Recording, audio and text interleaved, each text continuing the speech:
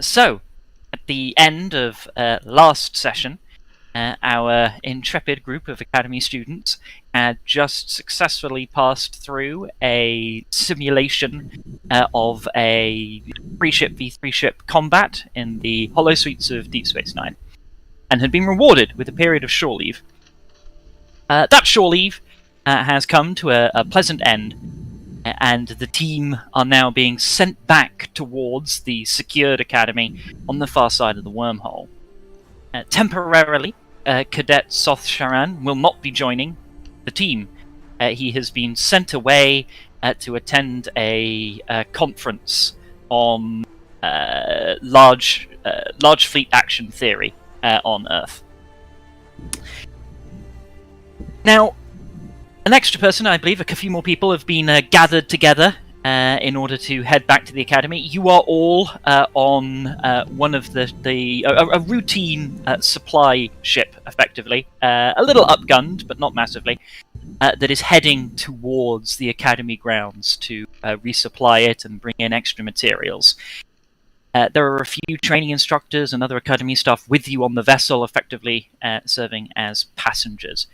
And at the moment, all of the academy students are in the mess hall prior to your briefing, which will take place in about 15 to 20 minutes. So, as you are all gathered together at your various trestle tables, what are you doing? I have a question, and you may have said it and I missed it because I was doing various things with Roll20, but did you say which vehicle, which type of ship this was? Is this the runabout? Or something else? I didn't specify a particular class. It's effectively a slightly upgunned cargo ship. Okay. It's this little old, little out of service, and you're effectively just catching a ride on a supply vessel. In the absence of anybody sort of leaping forward, I believe that Cadet Korak Padar is a new entrant into the academy program. Is that correct? Correct. My first year. Excellent. Fantastic. Korak, your character is in the mess hall. Introduce yourself, your character, what they might be getting up to. Well, it looks like I'm meeting my new classmates with a very Cardassian smile. I am Korak Badar, medical cadet. Obviously a Cardassian. And whom do I have the pleasure of speaking to? Says Will. Crava will walk over and she'll introduce herself. I'm Crava. Just the second year security student. She'll extend her hand. You notice that she's Bajoran and half something and half potentially Romulan or Vulcan. Half Romulan.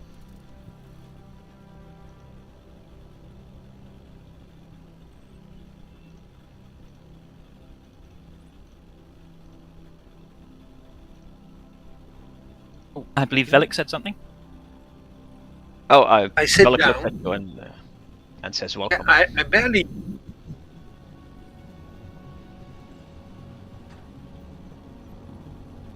sit down with a tray of food.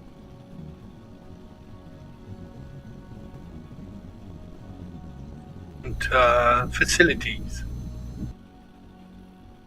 I've heard a bit about it, but not much. I'll speak up. So, Yep. What we have here on base is everything typical that you'd normally see at any cadet training ground. So we'll have holodecks, we'll have a mess hall, we'll have various labs and stuff like that. And we have power system. But other than that, it's a pretty tame planet. Besides the giant pluming volcano.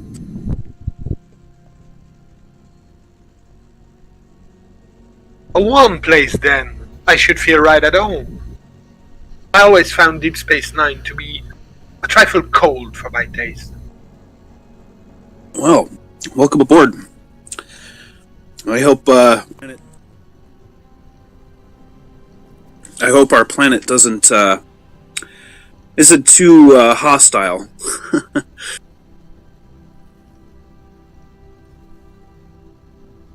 Mention the relatively easy to manage volcano. I'm completely sure the neglect to Academy's mention the best and balls. brightest. Can you guys hear me at all? Yeah. Yep. Okay, my phone started Yeah. acting up.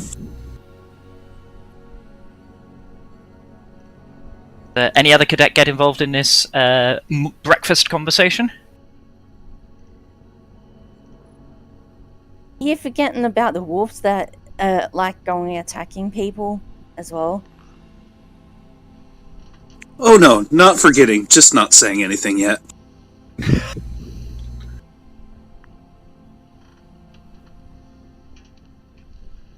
We don't want to scare him off on his first day to the planet. I assure you I don't scare easily. Well, that's good to know, because we might actually need help one of these days again. If they break through the barrier, that is. Ugh, what a nightmare. Yeah. Ready to provide whatever medical assistance is necessary.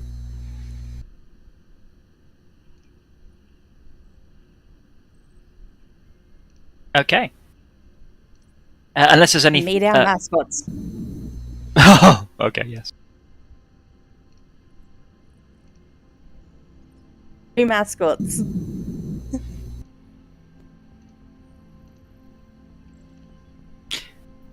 Seems this is rapid. Unless there's anything further in the breakfast conversation, which case, by all means, continue. But unless there's anything further, there'll be a slight chime. It's not necessarily announcing anything. It's just reminding everybody that the hour has passed. Shift changes are now happening, and all of you are expected to arrive at the general briefing room, which is effectively just a conference room aboard the ship. Pretty sharpish.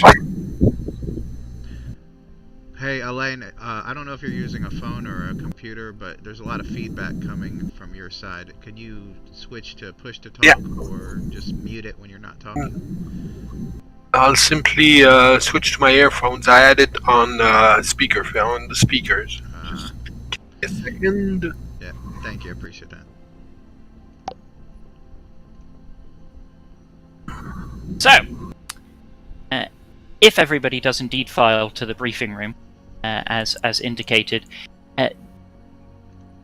shortly after everybody sits down and enters into their various little positions, a new face, a face that you have not seen before, will stride in. A human, male, wearing Red Command uniform and with a Lieutenant Commander's pips.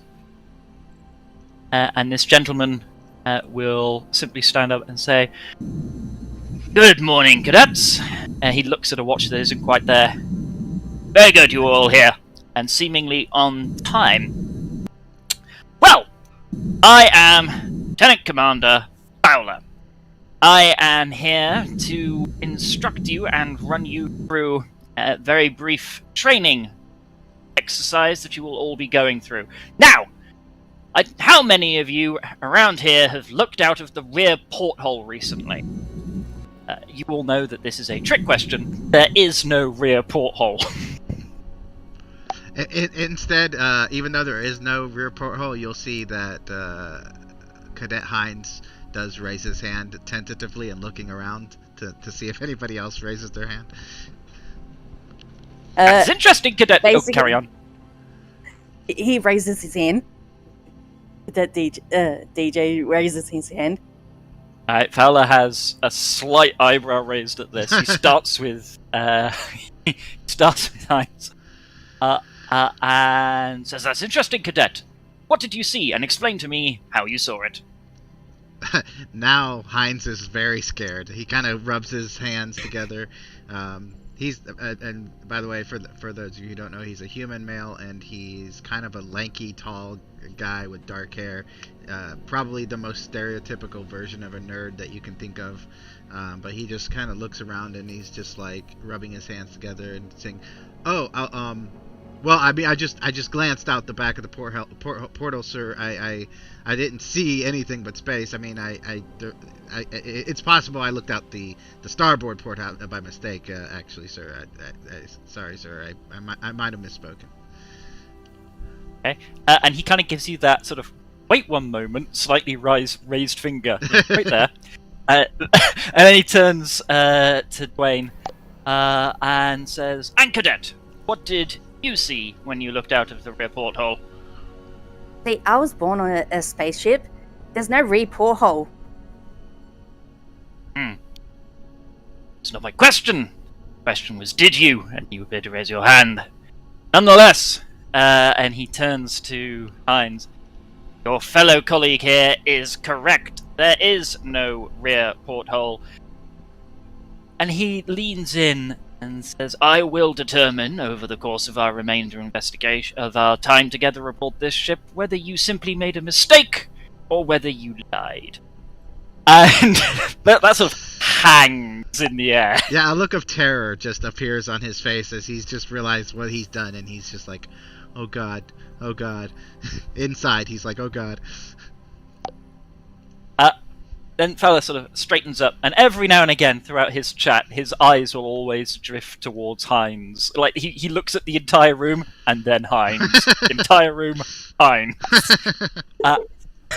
Throughout the remainder of his briefing. He says, well, I will tell you what is behind us. We are towing. We are towing rather delightful little device, which I take great pride in. We are towing the box, or more specifically, the second box. Now then, cadets, who here can tell me what the box is? Out of character, no first year is going to know the answer to that question unless they hang out with second and third years a lot. Anyone who is more than a first year has probably heard of the box. It is a decommissioned, but relatively recently decommissioned spaceship that they've built a box around, and they can control every element of the environment and what goes on around it with far more environmental factors than just holograms. You could do way more with it than you can with a holodeck, and it's also got holo emitters and all sorts of other things laced through it that they use for very detailed training simulations.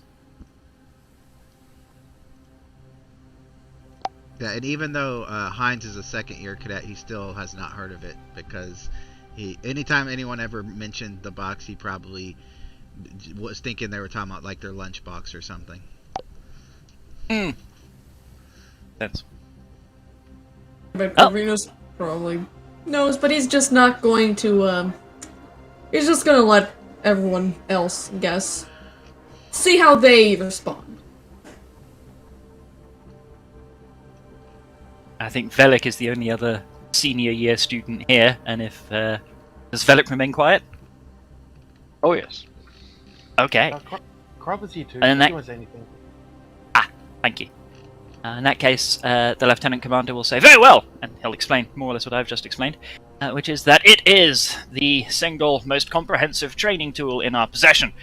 Decommissioned ship, throughout which we can control every element of the environment, as well as projecting various holographic images. We will also use real actors, androids, and other features in that ship in order to provide the most accurate-to-life training environment possible.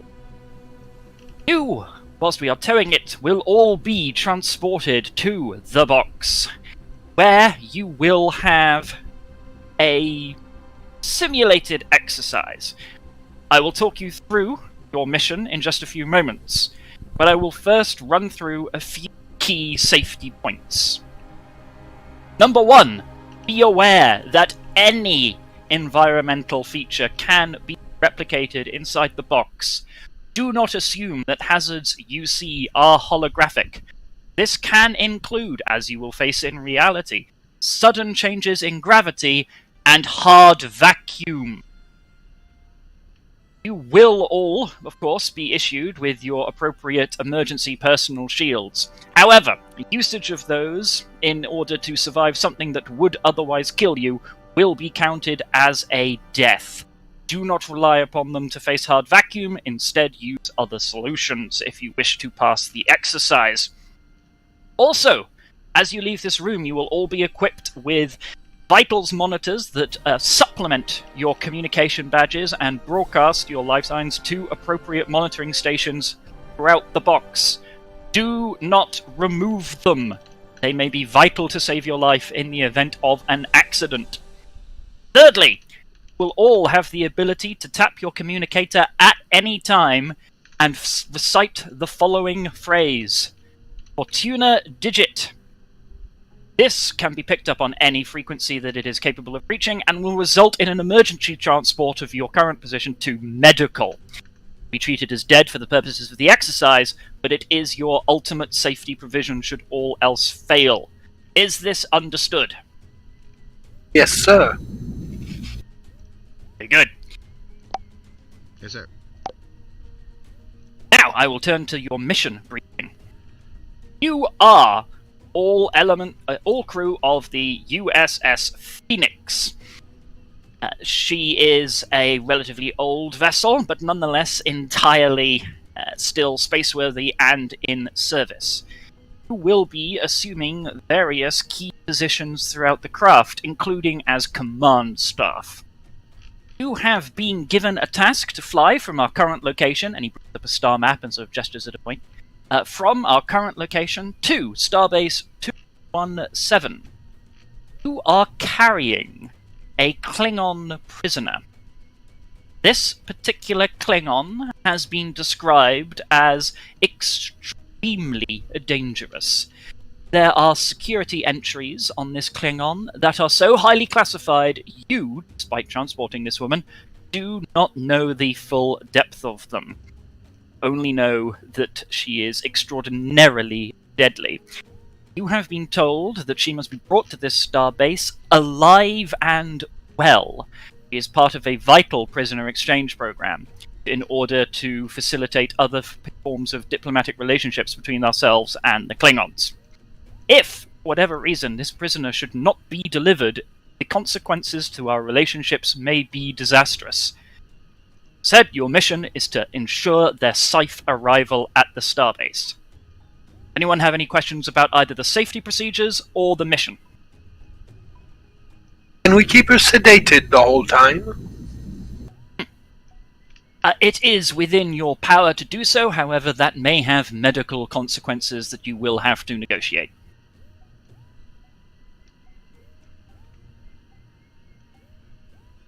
He sort of looks around, sees if there's any more questions. Okay, he answers to further questions, and I'm now going to bring you to the map of the box. You may have to zoom out a little to see the whole thing, but this is where the vast majority, almost effectively all of the session, will be taking place. Now, okay. So, he'll then start giving out assignments. Now, I believe that our two security cadets who are with us today are Corvinus and Corva, or Carava rather. Yes. Excellent. I will also put the location of the prisoner on the ship, which you should all be able to see in just a moment. Okay, the prisoner is named Mivo Xalvieri, and I'm going to say that this location, there's not a specific brig on this map, so I'm saying that this location here is the brig where she is posted. And yes, Commander Fowler will start reading off assignments, which is Carava. Cadet Lupaza, you will begin the mission at the brig. You are in charge of monitoring the prisoner. Cadet Corvinus, you will be on the bridge at tactical. On the bridge. Goes down to engineering, which is just Thizan. It's Cadet Thizan, you are going to be in charge of engineering. You will be posted at the rear near the impulse engines. Aye, sir. Science cadets, we've got Velik and Dwight today, and Hines. So they'll go, Cadet Dwight, you will at the commencement of the exercise, you will be near the main warp core. Cadet Velik, you will be taking the position today of Captain for the Watch. You are in command of the ship as a whole. Understood. There you begin on the bridge.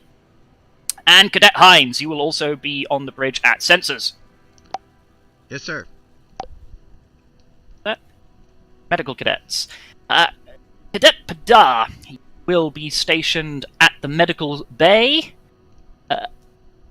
There is no immediate crisis. That is simply your starting position. And I'm just seeing... no, there is no predetermined medical bay, so I'm just going to say that the medical bay is here.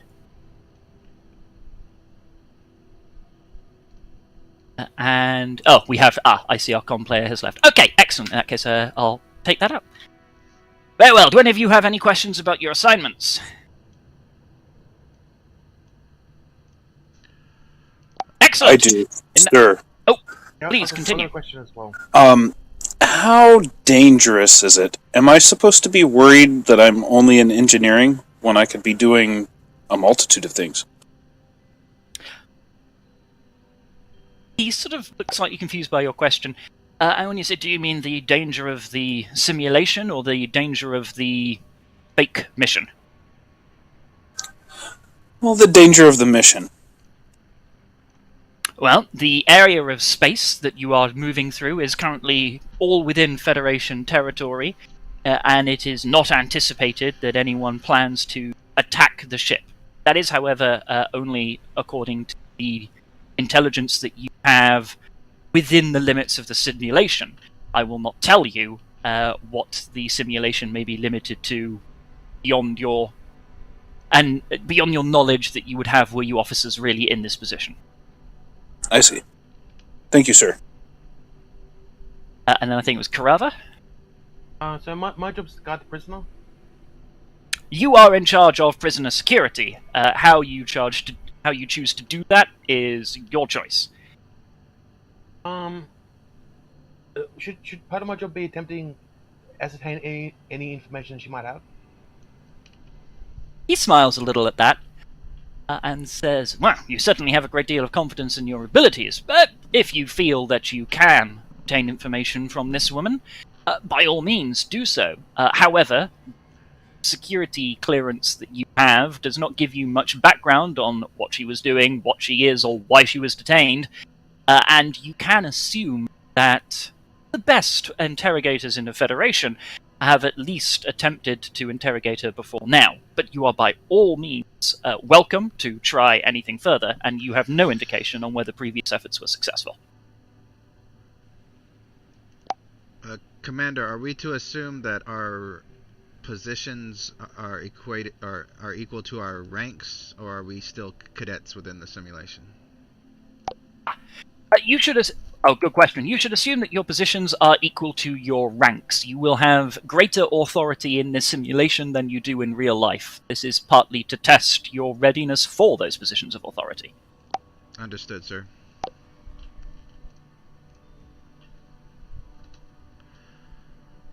Very well. In that case, please all leave the room, collect from the ensign over here, and he gestures to somebody who's standing by the door, the additional pieces of safety equipment that I have identified, attach them next to your main communicator badge, and once our sensors show that they are all in place, you will be beamed to your starting positions inside the box. Good luck. Hines quickly walks over and grabs, politely takes, I should say, the device and places it near his badge, and then kind of leaves the conference room in preparation for, mainly mental preparation, for what's about to happen. Fantastic. Walks up, picks it up. Yeah. Interesting little device. What frequency is it on as he puts it on? The person the answer who collects it says, "Oh, it is on frequency 101.27 through 103.81," and might know that those are frequencies that are generally kept clear for training exercises. Thank you. DJ goes, did you Polite. disable the... DJ goes, did you disable the bit where we can emergency transport ourselves? The instructor will say, your emergency transporters have been limited and tied to the transportation capabilities of the USS Phoenix as it would be in reality. You can beam as the USS Phoenix would be able to beam, other than the emergency drill which I have given you, which will beam you outside of the USS Phoenix to an immediate place of medical safety. Okay. I was just asking because I know a little bit about this device. Because yeah. I was just checking. Dr. Nods. He goes and puts it on, and he goes back out and chase after Hines. Oh, hey, Johnson. Excellent. Hey, are you okay? Yeah, I guess. I mean, it's been a while since I've made a fool of myself, a whole 20 minutes, but that was just, that was bad. I just wasn't thinking. All I was thinking about was, make this new commander happy and give him the right answer and tell him what he wants to hear, like I usually do. And yeah, it didn't go well. I expect some sort of reprimand in my record, but other than that, yeah, I'm great. Because I wanted to make sure, because you're really terrified when he kept on looking at you. I mean, that's just me. I assumed that if I gave him the right answer that I thought he wanted, that he would leave me alone and I'd be able to hide in the background, but that didn't work out the way I'd hoped. And now, like I said, I'm worried about my record. But other than that, yeah, I just kind of want to put that behind me and get my mind ready for this simulation. Okay, I was just checking on you. I appreciate that, Johnson. Thanks. That's okay. I think you're okay. I think you're okay too for an android.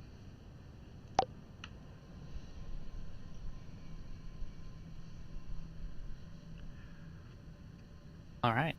Is there any more? Does anyone else want to have any conversations before people are transported and the simulation begins?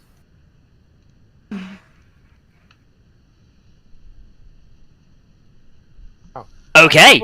In that case, I was gonna say, Crab will go sorry. over to Zeke. Crab will go over to Zeke and congratulate him. Like, we should wish him up as being the captain.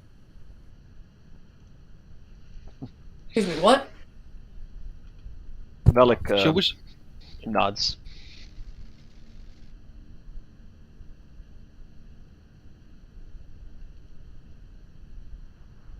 Okay. In that case, you all stand outside. Once the sensors have confirmed that you're all appropriately wearing your safety equipment, you will all be beamed to the locations that were previously mentioned. Some of you might be beamed next to the seats that you would have to sit down on. They're not going to try that level of transportation.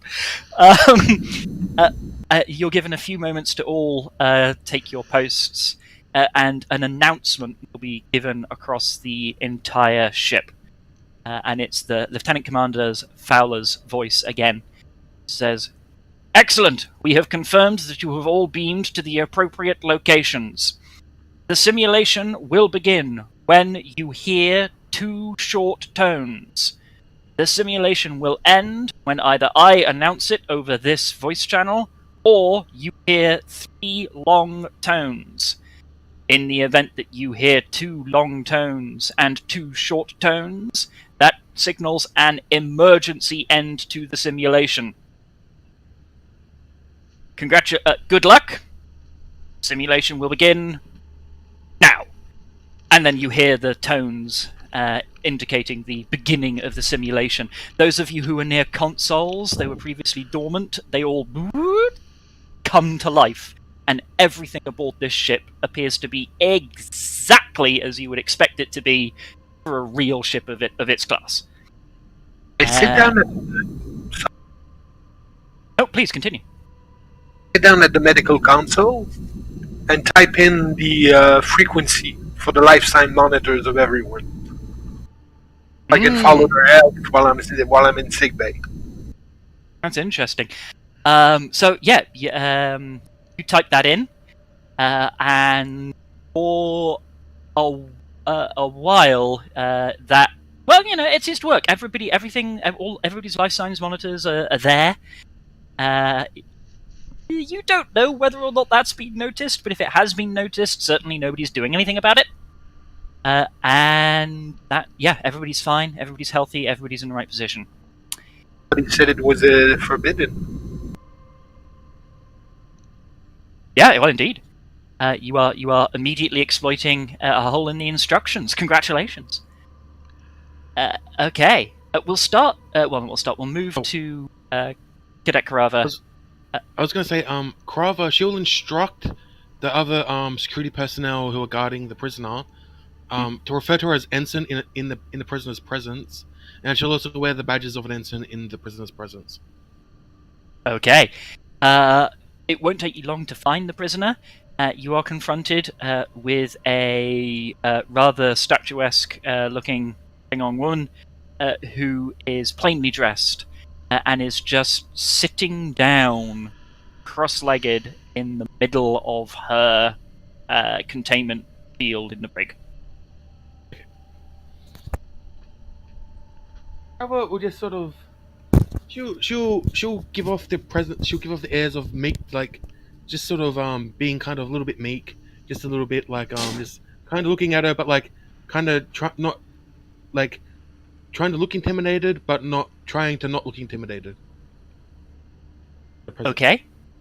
You can make a combination of either presence command or presence security, your choice, for that kind of like trying to almost deceive this person with your fake, I assume fake, vulnerability.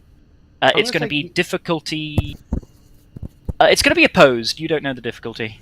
Okay, I'm going to say improvisation as focus. Absolutely. Alright, just a roll. Hopefully I got a good roll, Okay. and then, oh, good. 2 successes. Aha, that's good. Okay, here comes the opposition. You do not succeed. But so the reaction to this is Mivo Zalvieri just seems to completely ignore your presence and remains sat cross-legged in the middle of their detention field, just staring dead ahead like you don't even exist. Basically, what I'll have security set up is there'll be one person in the room. There'll be 3 people outside the room. Just sort of, if something goes down, they'll be able, so they'll be able to back up. The floor, people might be, like the floor and the levels. Just make sure people are aware, just in case he tries to escape. Okay. All right. Just be prepared, kind of thing. Okay. Excellent. Whilst that's happening, we've turned to medical slightly. We'll turn now to Cadet Thizan in engineering. Well, not in engineering, but in the engineering sections near the impulse engines. Everything around you appears to be operational. If you're looking at any indicators, those indicators are all showing green, normal running procedures, nothing odd's happening. All right. I'm going to contact the captain. Captain. Bellic, you receive this? Yes. Captain Velik here. What can I do for you? I have a request. Request level 1 diagnostic on all of the ship's engines. Very well. Is there a specific reason for this? I just want to make sure that everything is all right. Very well. Shall be done. I'll contact engineering. Whoever. That's me. Oh, sorry. Hold on. You wanted to from the bridge, or No, just requesting it before I did it. before you do it? Ah, I see. Okay. Yeah. Go ahead. All right. Thank you, sir. Thizan can make me either a reason or an insight engineering roll. It's going to be difficulty is automatic success, but depending on the number of successes that you get, you may reduce the amount of time it takes for the level 1 diagnostic to happen. You know this is a slow thing to do. Okay. Give me 1 sec.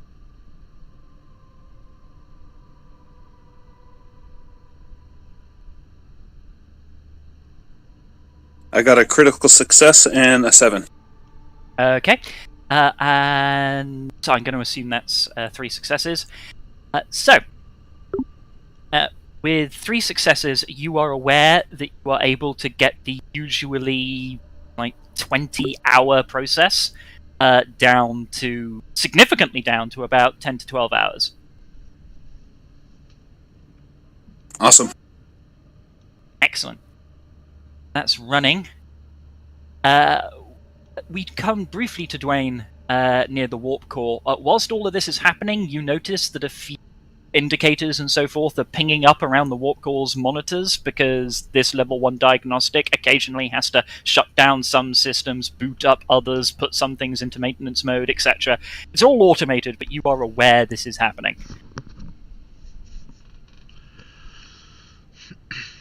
All right. What Go ahead. on this? See if anything critical actually happens during this. No, everything is absolutely fine. There are no issues. We'll turn to the bridge.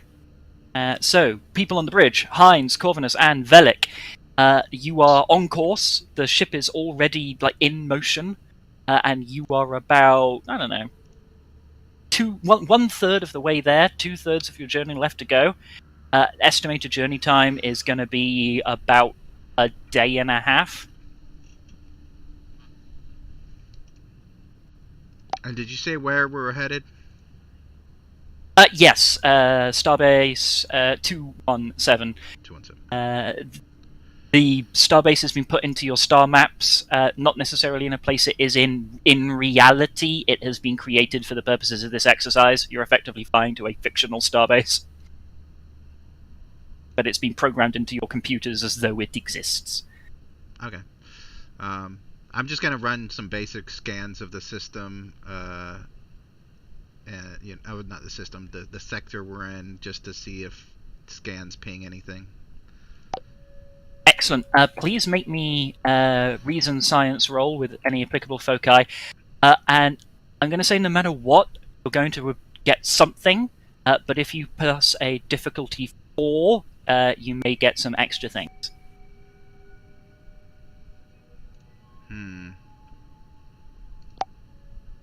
Okay, I am going to look at my character sheet. Actually, yeah. I'm gonna... We've got momentum. You can use momentum. How much momentum do we have? We have got... so far, everything's been... we've had a fail this roll and a graded roll, so no momentum's been gained this session yet. I'm willing to say, however, that just for the purposes of the game, you can start with 2 momentum for a bit of flexibility. Okay, I'll spend 1 momentum. Okay. And seeing as how it's You said it's going to be a scaled difficulty, so as long as I get one success, then I'll get something. Is that what you said, or was it difficulty 0? Yeah, no matter what, you get something, but there's a threshold for extra information at 4 successes. Gotcha. All right, so I'm going to roll 3 dice. All right, 3 successes. Okay. 3 successes. So you don't generate bonus momentum from that, but you do, as you're looking through it all, you notice that off the port bow, some way off, 3 successes, a few of the stars don't seem to be quite where they should be. It's like they're a light millisecond out of position for a millisecond, and then the sensors instantly correct. Okay, I'm going to use my Studious to ask a free question. Actually, no. I'm going to use the fact that I'm a science officer at a science console to ask a free question. Then I might ask a free question with Studious after if I need to. Do I think that it's more likely a sensor problem, or the stars are there's some kind of anomaly out there with the stars and the sensors are picking it up? Yeah, if it was a sensor problem, it would probably happen in all directions simultaneously. The fact this is specific in a direction means it's probably not a sensor problem. Okay, and did you already tell me what the distance was?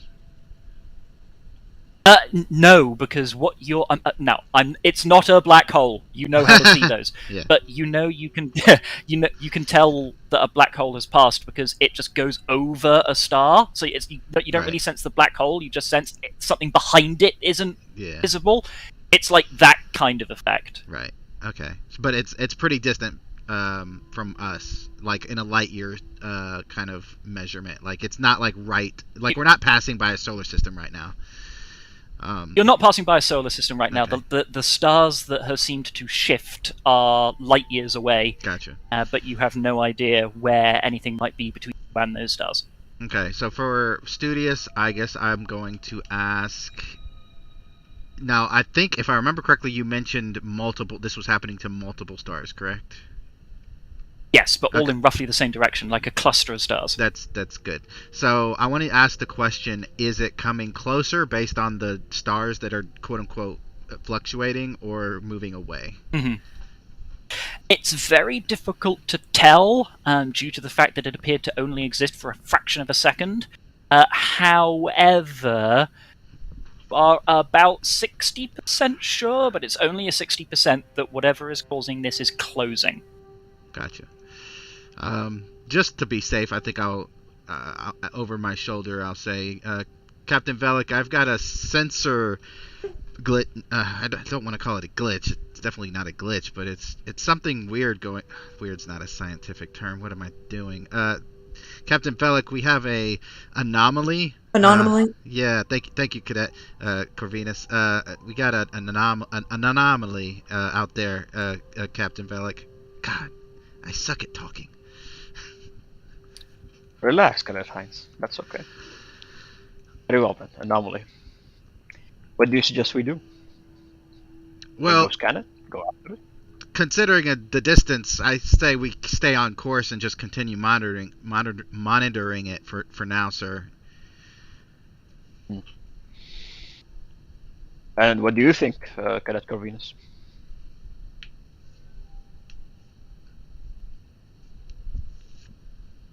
Perhaps I could take. Perhaps if I could examine this, what is being shown on screen. I'll send my data that I got from the scan to Cadet Corvinus's tactical console, so that maybe he can analyze it and see if he finds anything out that I didn't see. And I'll analyze since it. you're not. Yeah, you can. Since you're not actually doing the sensor sweep, you're just analyzing pre-existing data, you can use either reason or insight and science. It's the same threshold of difficulty. You're going to get something no matter what. 4 successes, you get something special. I'll give you a threat. Okay.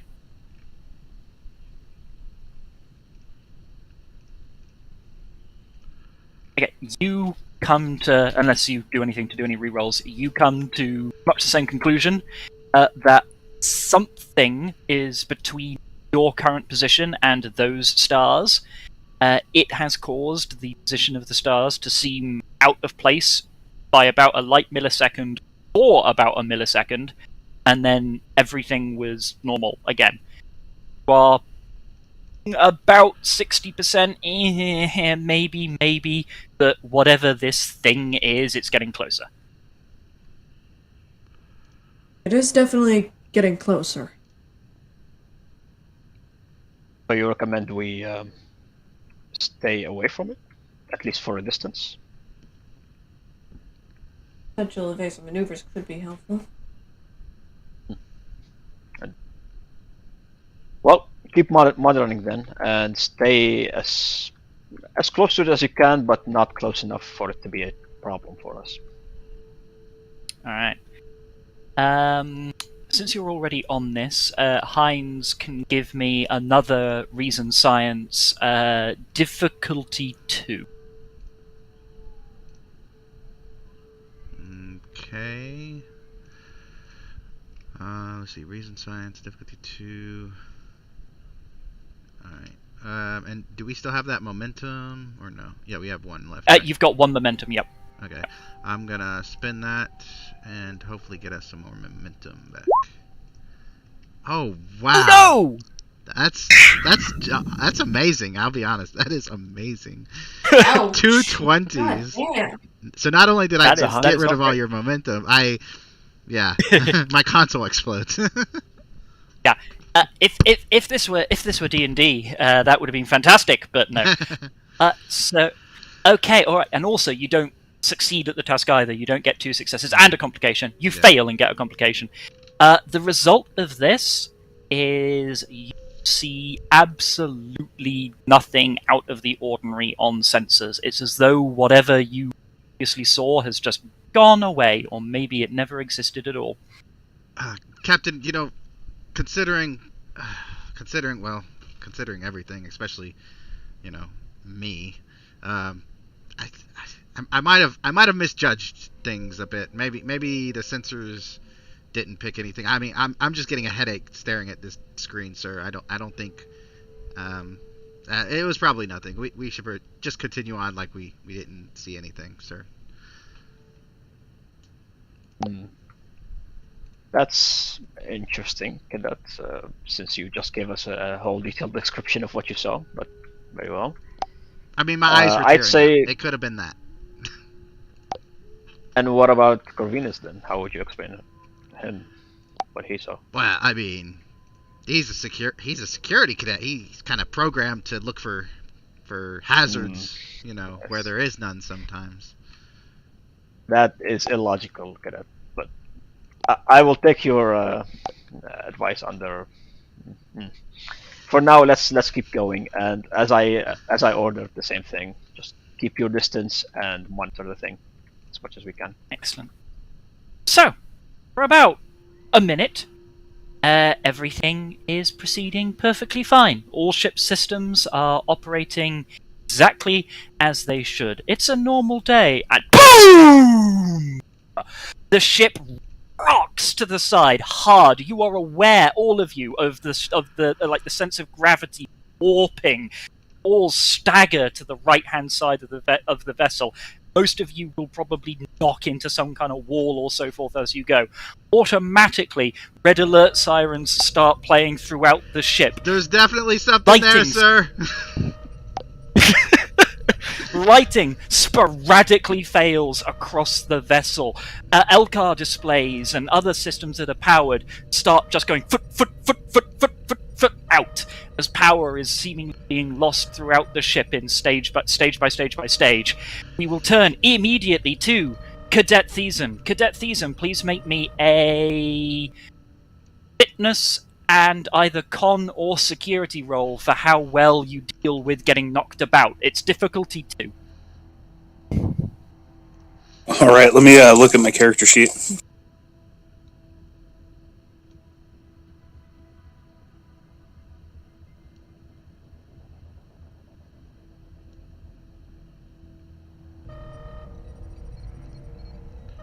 All right. I got 2 successes.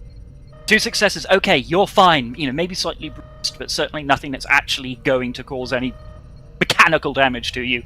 Thrown to the floor, but you stumble back up quickly.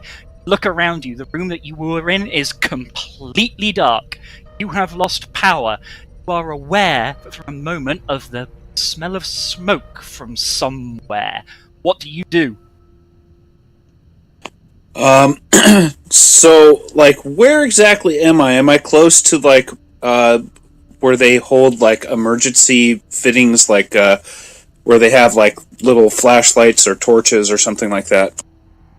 There are, like, emergency supply stations scattered at various key junctions throughout the corridors and also in key departments. You are at a vital area near the impulse engines. There is going to be an emergency equipment stash in your room. I'm going to head for that and try to open it and get a flashlight and see what the hell is going on. Fantastic. You get the flashlight, you start looking around, and give me an either insight security or insight engineering, your choice, as you try and work out what's occurred. Alright, let me look at my character sheet.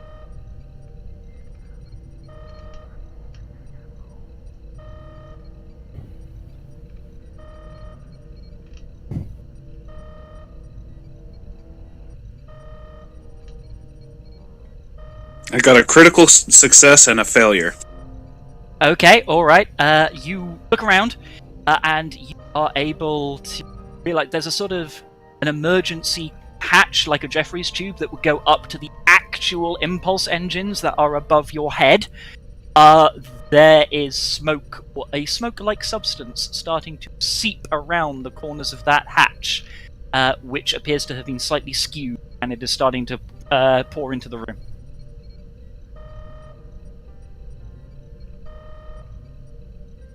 Do I have computers? You turn to the nearby computers LCAR's display. They're black. They have seemingly lost power. I'm gonna manually lock down the engine room. Alright. You can give me a fitness engineering or a fitness security, your choice, for how well you managed to do that under these stressful circumstances. It is difficulty 2. It's not that hard. Alright. 2 successes. Alright, so no extra momentum is generated there, but you are able to shunt the hatch back into its correct position, lock it down, and the smoke stops coming in further. Now going to pivot to the bridge. So this is Velik, Corvinus, and Hines. There has been this big boom. The displays around you have seemingly gone black. 1 or 2 of them are like trying to kick back in with emergency power, but you're not getting all of your displays back. What do you do? Okay. I will call up engineering. At least is communication working? I'll try and test it. Okay, you do that. You get no one. And not even from the comm badge? Nope. It's dead. Right. How's the area around us? Is everything broken? As in, like, lifts, elevators, and whatnot? Nothing appears to be physically broken. Nothing smashed or anything along those lines. And you haven't had the classic Star Trek exploding displays. They've just lost power. But you haven't tested anything to see if it works. I'll look at Heinz and Corvinus, and I'll basically instruct them, tell them to go down to engineering. At least, let's say Heinz, go down to engineering. Corvinus, I need you to. Where would I put you actually? Because the other. So sorry. We had one at engineering. We had also people at the. Which other bases we have people at? So you've got impulse engines. In the brig. Yeah, we've got brig. We've got warp core, medical, and the people on the bridge. Right. You can also assume there's crews scattered throughout the vessel. It's just that's where the players are. Right. I'll instruct Corvinus to go to the brig and check on our prisoner if something unfortunate has happened. You mean we're and, already doing that? Okay. and Heinz go to the engineering section. All right. Yes, sir. But do you both go to the turbo lift? All right. If you do both go to the turbo lift, it doesn't answer when called. I'll probably go to a emergency hatch and find my way into a Jeffries tube or something. Yep, the Jeffries tubes are unobstructed. You can begin moving to your various places, but this is going to be slow. Alright, we will turn to medical. Medical. So this has just happened. You have just had boom. The temporary loss of lighting. Emergency lighting seems to kick back on in your area, but you are aware that other more power-demanding systems appear to be struggling or offline. You currently have no patients in the medical bay. You do have a couple of nurses and so forth around you. What do you do? I'll pick up a first aid kit and a sedative and make my way to the brig. All right. Going in for a Klingon. Okay, you do that. Similarly, if you attempt to take a turbo shaft running horizontally across the ship, you find it to be inoperable, but corridors and Jeffries tubes are available. Wait slowly then. All right. As you are running down the corridors, but before, and I'll just move the token a little, but before you reach the warp core and Dwight, you notice that there is 3 people coming towards you quite rapidly. 2 of them are carrying one other person who seems badly injured. What do you do? I'm down. I'll take out my medical tricorder and scan him. Okay, give me a... Hang on, I have to look into this. Give me insight or reason, your choice, and medicine roll. I have first aid as a focus. Does it apply? Yes, it does. And it's difficulty 2. This is quite easy to work out what's wrong with this guy. Excellent, so you succeed, but you generate no bonus momentum. Okay, you look at him. This person has suffered a severe break to the left leg. They also have various crushed ribs, and some of the fractures from those ribs appear to be threatening to lacerate some internal organs. I probably have a bone regenerator in my kit. Yep, you would standard issue medical kit. Yep. So I'll try to fix the place that are threatening to lacerate inner organs. Excellent. In that case, you can give me, it'll be difficulty 2, first aid would still apply, a control, insight, or reason, your choice, medicine roll. Ouch. Okay, unfortunate. So you do this and you fail the task. So you don't make the situation worse, which is what you would have done had you rolled a complication, but you are aware that your treatments are not solving the problem, and whilst you're not making the situation worse, it's degrading naturally, and you are sensing that one of the lungs is perhaps just about to collapse. Are we near sickbay? You are still quite near sickbay, yes. Let's take him to sickbay. Alright. Take this person out, you're able to move them. Yep. Dash off to sickbay, and do you sort of lay them out in one of the beds and tend to them there? Do you give them nurses? What do you do? I'll attempt to myself. I'll put him in a stasis, not a stasis field, but a containment field.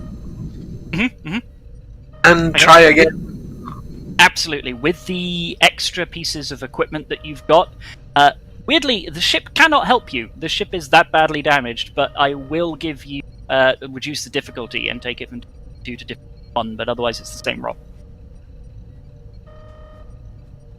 There. Excellent. You generate 1 point of momentum, and you are able, with the extra tools that are here, to start...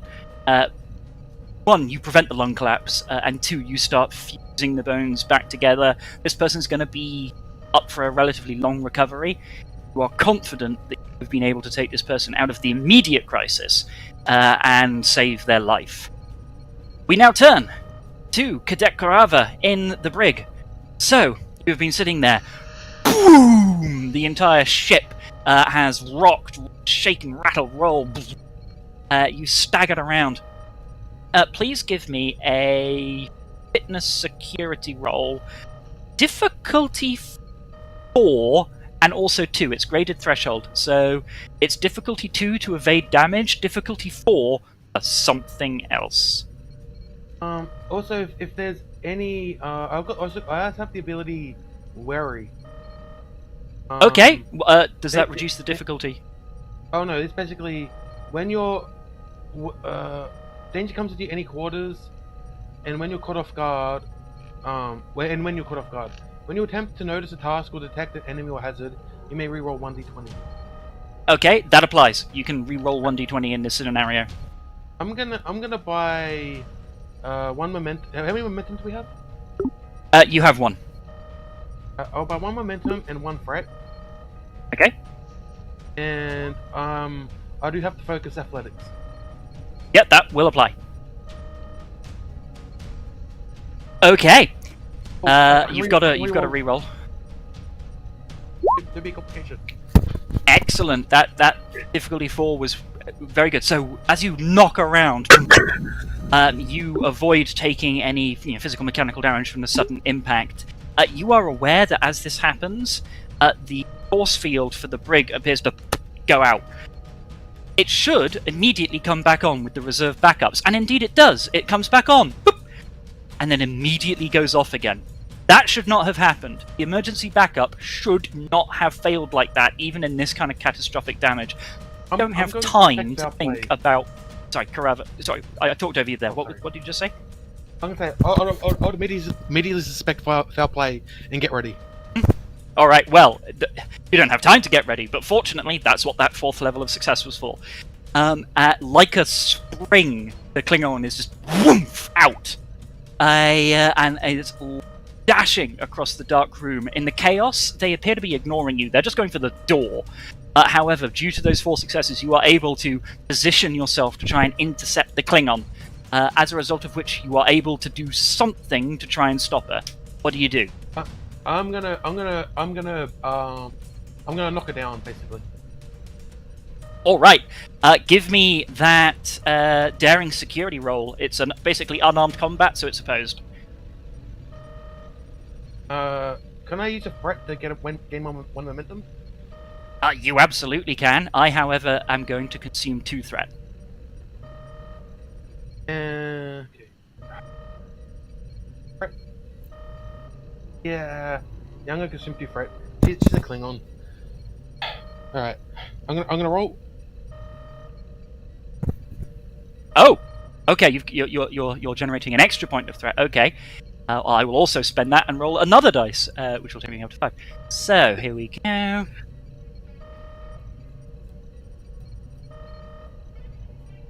Okay. Oh my god. Oh, I accidentally rolled Insight Command, but fortunately, that is actually a worse roll for her than the roll she should have made, so she would still have succeeded. So, yeah, she just blasts past you. You are there, you sort of get a hand on her, but she is prepared for your excellent attempt to try and stop her. You come ridiculously close to doing it, but at the last moment, a palm just sort of like gets slightly under your ribcage and boom, lifts you off your feet and just throws you away. And she doesn't stop to fight you beyond throwing you away. She is out into the corridor and running. All right, I'm chasing after her. All right, give me a fitness security. It's opposed. Yeah. I also have athletics, so I just roll. All right. 2. I'm going to consume 1 point of threat. Okay, all right. However, she does actually have a talent that deals with this.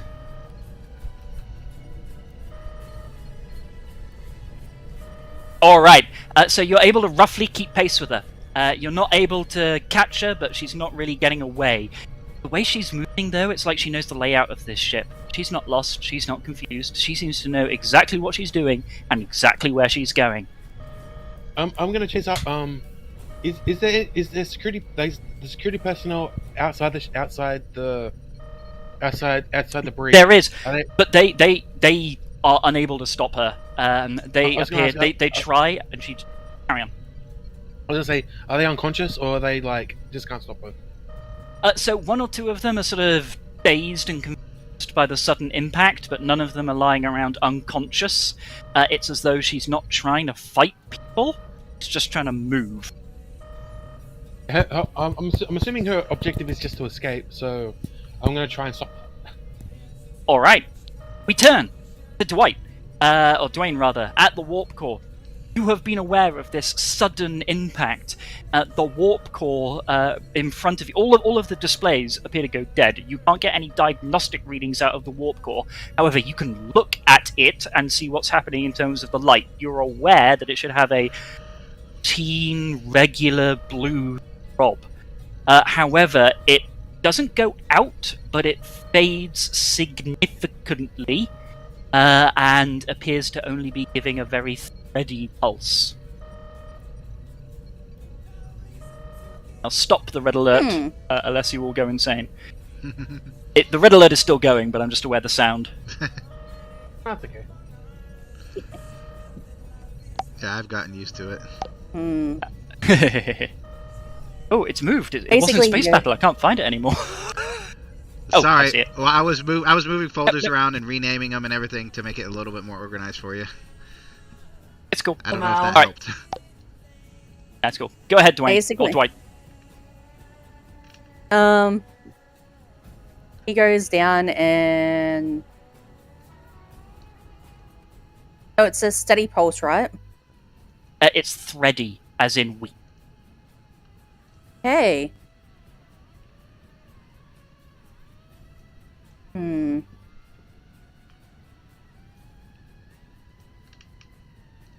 Something's draining it.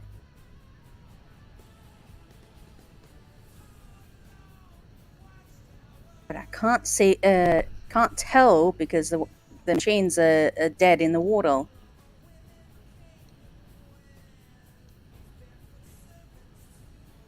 And there's no windows where I am.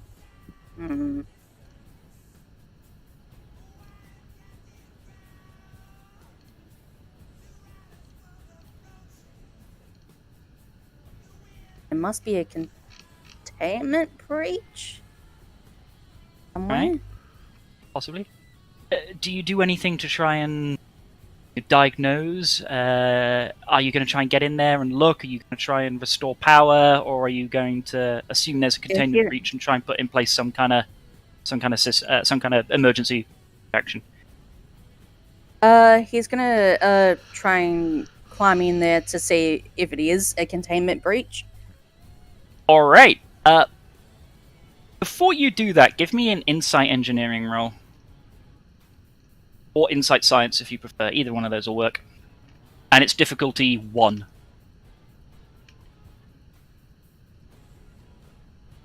Insight science.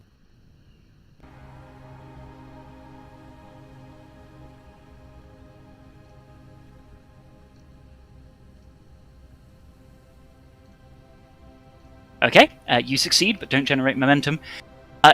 You know that if there really is a containment breach, and you do that, there would be... I mean, you'd find out the answer, but there's a relatively high chance that you will not emerge alive. Oh, okay, yeah. He goes and looks to see if they're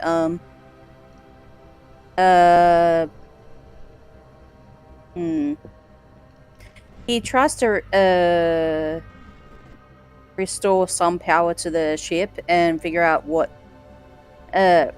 is going on with the impulse engines. All right, you can give me an either insight or reason engineering roll. And it's difficulty 2.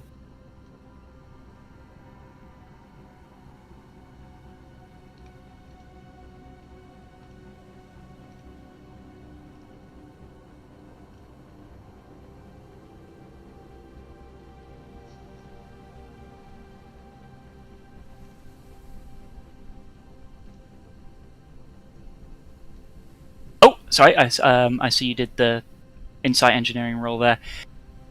So with one success against difficulty 2, you fiddle around, and you're actually able to briefly restore power, but it almost immediately futs out. You only restore power to like the consoles around you. You do, however, see in that brief moment when you do restore power to the consoles that get error, and then a little bit at the end, central computer core non-functional, error.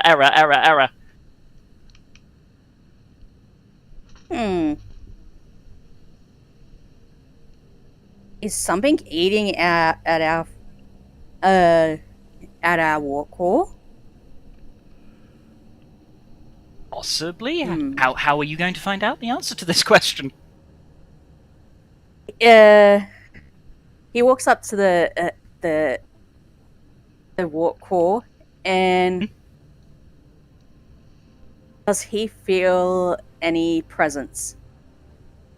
You feel no kind of sentient presence.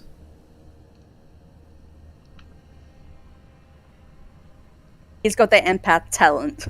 Yep, he feels nothing. There is no hidden intelligence that he is capable of detecting around here. You have no, which maybe he thinks there is no presence. Maybe he thinks, oh, there's something here and it's hiding from me. That's entirely up to you. But he detects nothing other than the crew who are here normally.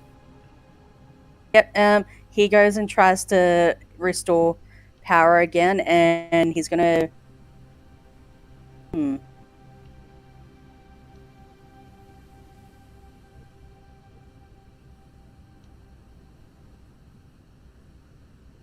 Yeah, he's gonna do that. All right.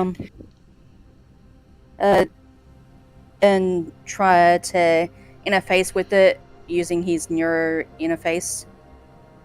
Okay, does that reduce the difficulty?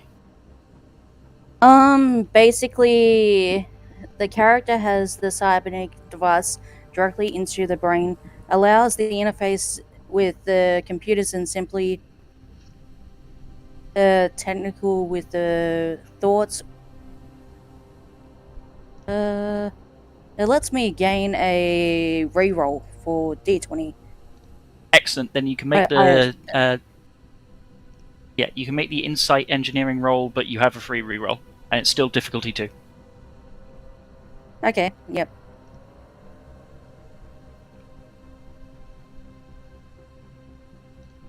Excellent. You make it. So you restore power. You don't restore power to the whole area because you very quickly discover that you don't have enough power to play with to do that. The sort of core power generation appears to have either slacked off or been cut from you. You are, however, right next to the warp core, and even with significantly reduced functionality, that thing still puts out power. Might be able to restore more power to more places in time. However, for the moment, restore power to a handful of consoles around you, although a lot of them are showing the error messages, and you are also given the option to restore power to one of two things. You can either restore power to local communication relay, or you restore power to aft turbo lifts and turbo shafts. I think communications is something we'll need. Okay. Absolutely. Do you immediately test this when you restore we can power? Talk to each other. Yeah. Okay. He does this because it's something he needs to do just in case no one can talk to each other. Absolutely. Who do you call to test it? He goes, who's our engineer? Alright, Thiessen, get a call. Thiessen here.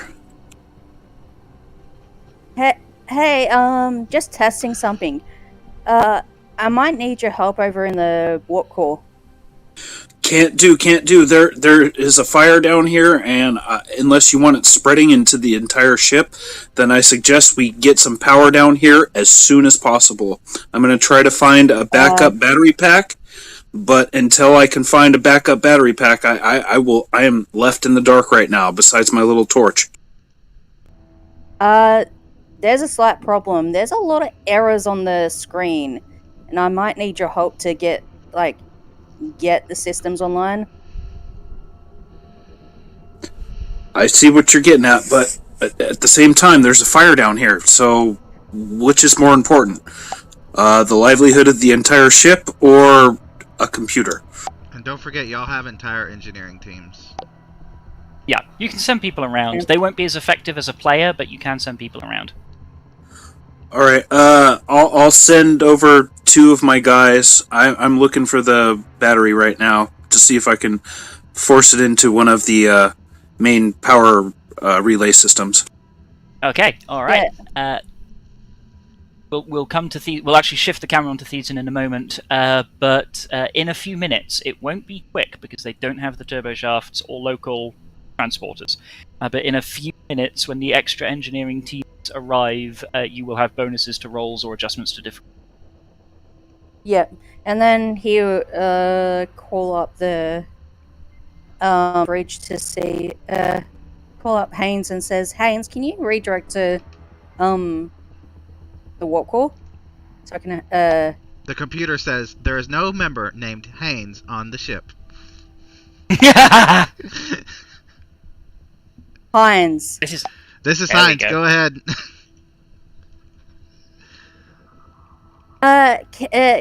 Can you come over to the warp core so you can help me with trying to get this online and figure out what's the problem with it? You hear a lot of heavy panting, and he says, "I'm on my way. I'll be there probably in about 30 minutes. I'm in the Jeffries tube. I'm sorry.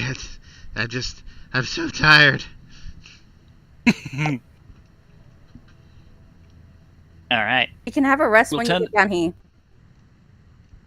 We'll turn the focus to Cadet Thizan. So, Cadet Thizan, you've just received this call. You managed to have contained the spread of smoke and fire, seemingly, in the impulse chamber above your head. But as far as you know, it's still burning. Yes. You mentioned that you're trying to find a power pack? Yeah, a battery for the power relay system, so I can get to a console and try to extinguish the flames. Yep, absolutely. You're in an engineering area. There are gonna be remote carry power packs. If you're in another section of the ship, yeah, maybe not, but here definitely. They're not going to be able to power anything big, but they might be able to power small things. All right, just engineering console. That's like the one that I want, if I can. Fantastic. You have no difficulty, particularly with your skills, and a dedicated battery rather than trying to repower from somewhere else, powering the console.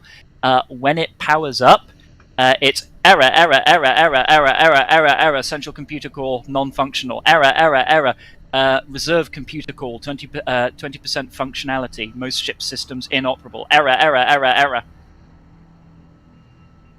Oh, this is bigger than me, bigger than the ship. I'm gonna try to see if I can extinguish the flames. 20% computer, probably not going to happen, but I'm going to give it a go. Okay, so you're doing it with the automated functions. You can give me either an insight or reason engineering roll. This is going to be difficulty 3 for just general success, difficulty 4 for extra level of success. Do we have any momentum left? You have no momentum. I currently have no threat. Alright, I'll give you 2 threat so I can roll 4 die. Thank you. 2 successes, one of them just barely. Hold on a sec. A success and a critical success. Okay, so yeah, you get the 4 successes. In fact, I believe by that count you get 5 successes, so you generate 1 momentum. Okay, so you are able to take control of local systems. You do this by actually trying to cut the computers out of the loop. As long as you're asking the computer to do anything, it doesn't work. You instead try and effectively take control and take it directly from your console as though it were the computer. This has incredibly limited success because fundamentally it's just a display. It's not the computer, it's a display. But you are able to use that to guide you to a couple manual actions that you might be able to do. And because of the extreme level of success, you've got 2 options available to you.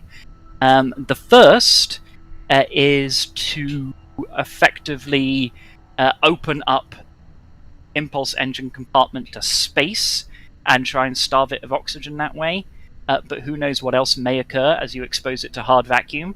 The other one is to deploy fire suppressant systems, which appear to have functionality, but the automatic deployment is not coming on. I'm going to try to use the ship's anti-fire systems. Excellent. Because of the large number of successes you've got, that is successful.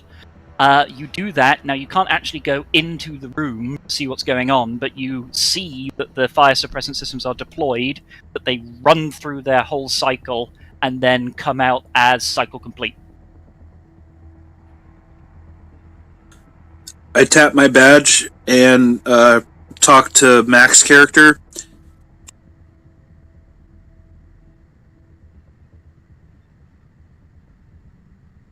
What do you say? Hello? DJ here. DJ, the fire's contained. I'm on my way to you. Where are you at? I'm in the warp core. Trying to, there's something wrong with the warp core. It's not working as it should be. Yeah, I've seen nothing but errors on my system too. I'm on my way to you right now. Okay. Fantastic. Yeah. You'll see when you get up here. Fortunately, side-to-side running through corridors is easier than up and down purely through Jeffrey's tubes, so you will make good time. Thiessen, as you run along, no other major obstructions meet. See crew members running around, attending to various emergency tasks. Injured appear to be being taken past you, or with you, as your route would inevitably take you to and past medical. Do you do anything with these injured people, or do you just keep going? If I can assist in bringing somebody to the medical bay, then I'll do that. Absolutely. Make me a fitness security difficulty 1.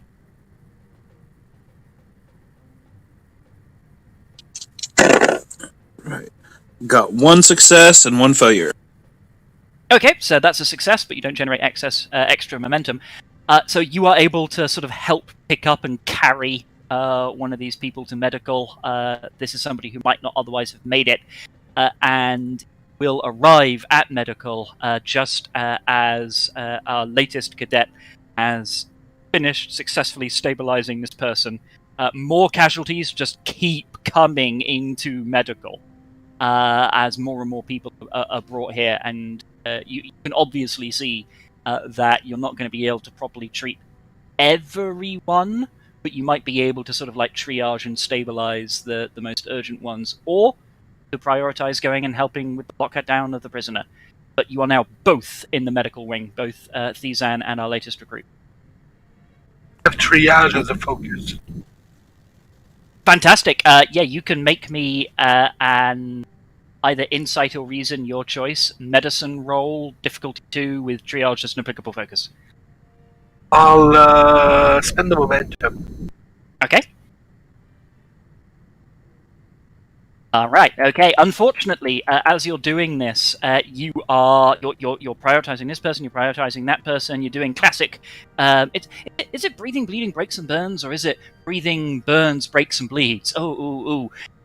Unfortunately, your slight failure means that, whilst it's not a disaster, don't triage everyone in the correct order, and as you are working, you are aware of one or two nurses starting to say things along the lines of, "He's dead, move on!"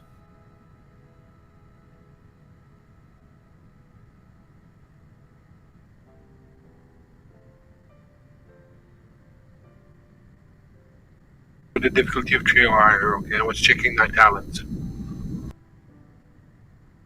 Well, I'll try to heal those I can. Absolutely. You are relatively successful in this. I won't make you do another medicine roll. The people that you get to, you are able to successfully stabilize. It's just that you slightly misprioritized the order, so you didn't get to everyone that you perhaps could have. But yeah, the people that you get to, you are able to treat. And Cadet Thizan has just joined you in the medical bay on his way towards the warp core. What's happening, Cadet? Well, right now we don't have power. I'm on my way to fix that problem. We do have comms. Don't use it very often unless you can avoid it. We don't know if all the power relay systems are going to blow. It's kind of a sticky situation, but I gotta go. I would appreciate some power back. I'm working on it. All right. Okay. We'll shift our focus to Corvinus and Hines, as you are both moving as quickly as you can through Jeffrey's tubes. You can both give me either Fitness Con or Fitness Security, your choice. It's going to be graded. You'll succeed no matter what, but the number of successes affects just how quickly you go through and how close you get to your objectives. Alright, so I want to spend a determination. Absolutely. I am going to tap the value be the best of the new generation, as he is trying to prove himself, as he has always been trying to do, to get to where he needs to get to. And let's see. What was it? Oh yeah. I'm going to use my talent, Spirit of Discovery. Oh no.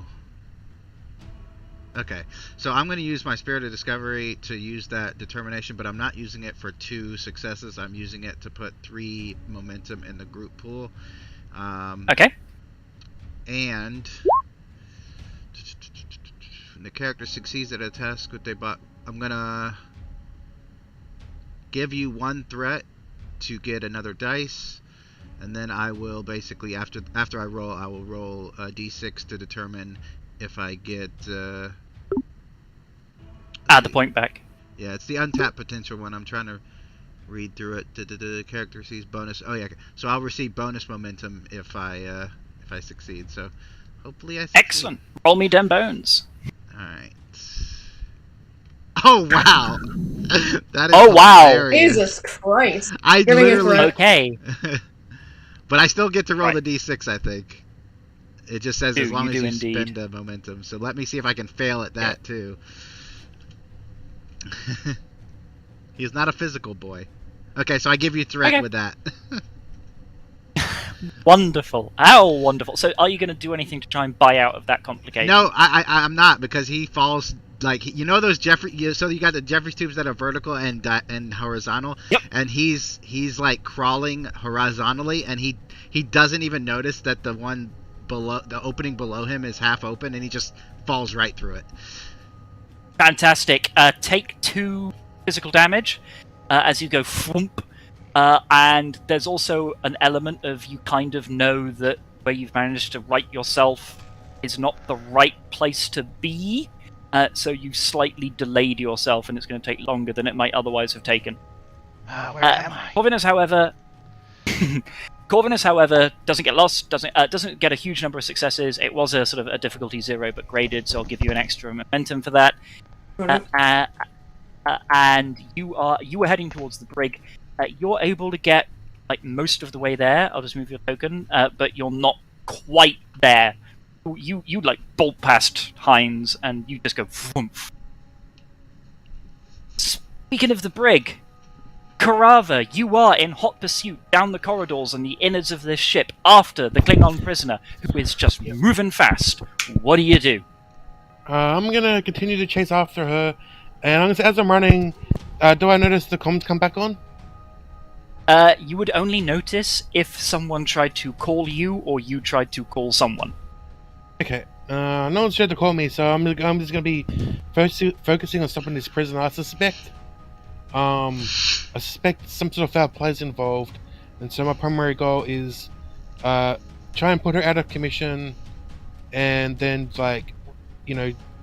deal with her, bring her back to the brig, and then find out who's sabotaging the ship, basically.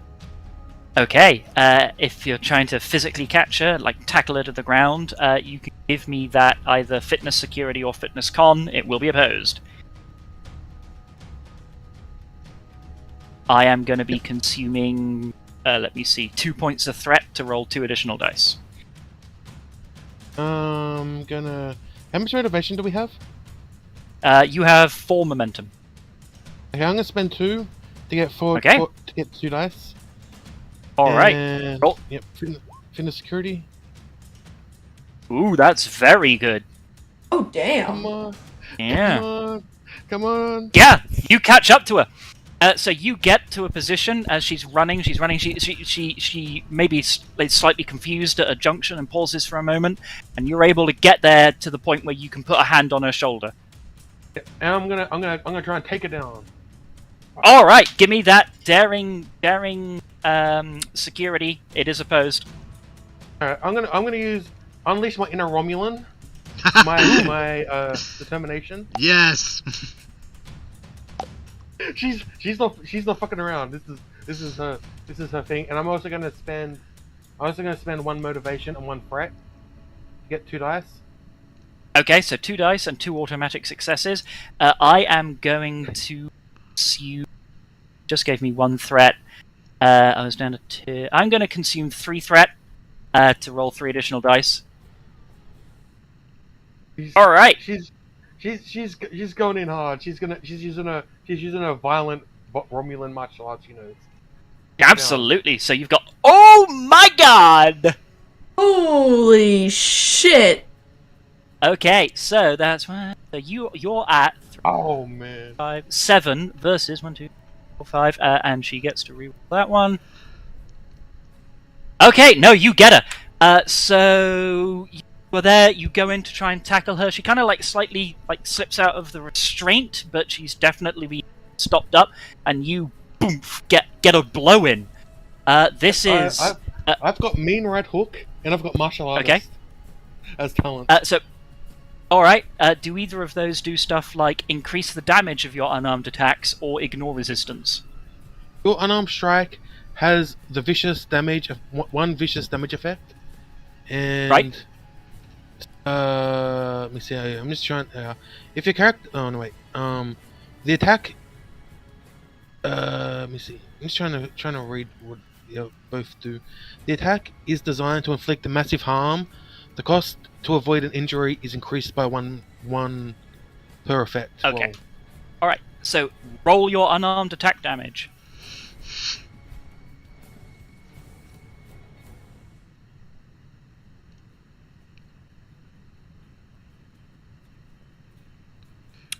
With your vicious, that's quite a bit. Oh, that's so- a lot of damage. That's a lot of damage. So 1, 2, 3, 4, 5. You knock her the fuck Okay. out. Yeah. Now, weirdly, you don't actually cause an injury to this person, which suggests that they are tough. However, you do definitely cause a solid blow, and this Klingon doesn't look surprised in a sort of oh my word, what's happening? They look more surprised in a kind of, oh, you're fun kind of a way. Alright, with that done, we pivot to Veluk on the bridge. Veluk, your key command staff have left you, but you've still got a couple of people around you. Your consoles are relatively down, and I don't think anyone's actually called you yet. What do you do? All right.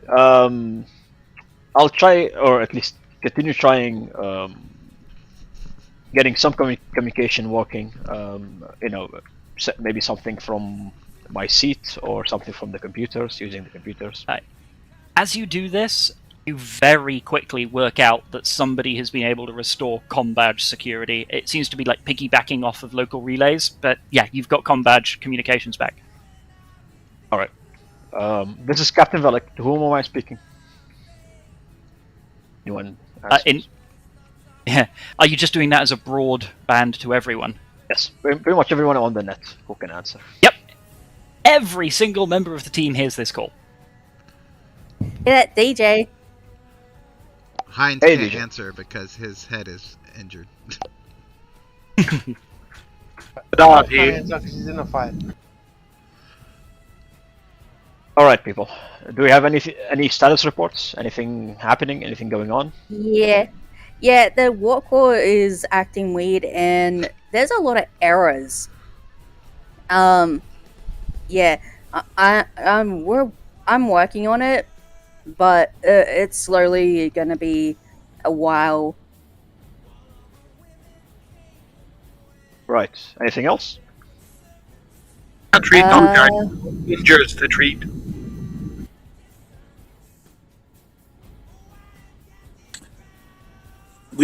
I've contained a fire. I'm gonna try to return power, but it's not looking good right now, guys. Very well. Do you need help down there at the engineering section? Yeah, I couldn't mind a couple of scientists if you can spare them. Very well. I'll send you some of my, and I'll look around if I can see like anyone who's at the science station on the bridge. Like a very low-ranking crewman has stepped in to replace Heinz's position. You are aware if you send this crewman away, there will be no one on the bridge to reman that station. Right. That would be my job basically, because I'm also science. All right, and I'll instruct the crew member to go down and help at engineering, and I'll also mention this to our engineering section. I'm sending down a crew member just to help you see what you can, what he can do for you. Thank you. DJ. Absolutely. They're going to have to take Jeffrey's tubes, I'm afraid. So it might be a while, but thank you. Yes, that's been an unfortunate issue so far. DJ, do you need any help on your end? Our chief engineer is coming over. I requested Haynes to come over as well, so yeah, this is gonna take a while. You mean Heinz, of course. Heinz, I mean, sorry, I'm Heinz. Yes. I'm Very still well. learning to. All right. Well, if you can contact me at any time if you want. If you need any help, let's continue with the other crew members, and I'll switch to whoever was in the medical bay. You mentioned about an injury. Any injuries? I'm rather busy right now, Captain. Don't really have the time to chit chat. Very well. Do you have all your facilities? Do you need anything extra? Is everything working? I should be able to work something out. Very well. Then I won't take much of your time. Keep me updated. I'm going to interject there for a moment and say that Cadet Korak in medical, one particular person is brought in as a battle casualty. Well, not a battle casualty. Or is this a battle? Oh, you don't even know. But a casualty. And they are being tended to by the nurses. Like, even without you, everybody here is working on people. Nobody can see to everyone. But as that is happening, you can overhear them saying, in a sort of delirious, pained state, something along the lines of, "Came out of nowhere. It was just... I didn't see it. I didn't see it. What did it?" Right. Okay. And I'll turn to security. Cadet Corvinus, how are you doing down there? And Cadet Korava, do you have any news? Or at least if they've heard the call. Did they hear the call? Everybody have they heard heard it. the call? Yeah, everybody heard it. Whether or not you want to answer, Yes, or if you're busy, The that's call up to has you. been heard. Yes. Very well. How's it going down there? Currently double timing to the break as soon as possible. Currently double timing to the break. Something isn't right. All right. Well, take every precaution you can. Make sure you're careful down there. Understood. All right, and I'll cut communications and go to the science station that was just abandoned by the crew member. Fantastic. Get the same issue that many other people have. Like one of the consoles here starts coming up with very localized power, enough just for the displays. But you are getting error, central computer core non-functional, error, reserve computer core 20% functionality, error. Okay. So, is it possible to trace back whatever caused this? So go back, say, the last 5 minutes and try and trace it, and how it happened? Sort of reverse engineer what happened? Absolutely. And oddly enough, something that actually happened that made this easier for you. So you can give me either an insight or reason, engineering or science, your choice. It would have been difficulty 3, but because of the diagnostic that was running, it is difficulty 2. Right. Okay. I'm thinking here what could work. Would research work? I'm not sure if this is Research? I'd say research would work as a focus here. Yep. Yeah. Okay. Nice. That's 3. Excellent. So you generate 1 extra momentum, which I think takes you to 3. Yep, 3 momentum. Okay, so you're at 3 momentum. You do this. It's easier to get results from the reserve computer core because that's still generating something. It's lost a lot of power, and you actually are able to quickly realize that the reason why it's at only 20% functionality is for a very brief period. It had way too much power, and all of its like surge protectors and so forth just overwhelmed, and a lot of its functionality was seemingly like burnt out or fried. With the reserve computer core, sorry, not with the reserve, with the main computer core, it's a lot harder. You're just getting nothing. You get a bright idea, which is you go to some of the other little bits of sensor data and other little bits of functionality and systems that are around it, and you start putting together clues, and then you realize, oh, this isn't a computer error. The computer has been physically smashed to bits. Uh-huh. Right. And I suppose we already know why or who did that, and then how it happened and why it happened. Well, up on the bridge, you have no particular indication, but yeah. I should point out, I'll highlight it now in objects. You should be able to see this. In case you don't see it already from the guide, I will highlight where. Oh, where's the the computer core is, so you can just get an idea of physically how big it is. Oh, here we go. I'm going to highlight it in red or pink, actually. That is the main computer core. It's big. Right. And it's been physically smashed to bits. And I guess with my sort of knowledge of all species that I've encountered, would I kind of guess who would have such power to do such a thing? I mean, it's a huge computer core, right? It wouldn't. It would take time, and everyone would notice it eventually. You can give me an insight science roll, difficulty 0. This is just a gaining momentum one. Right.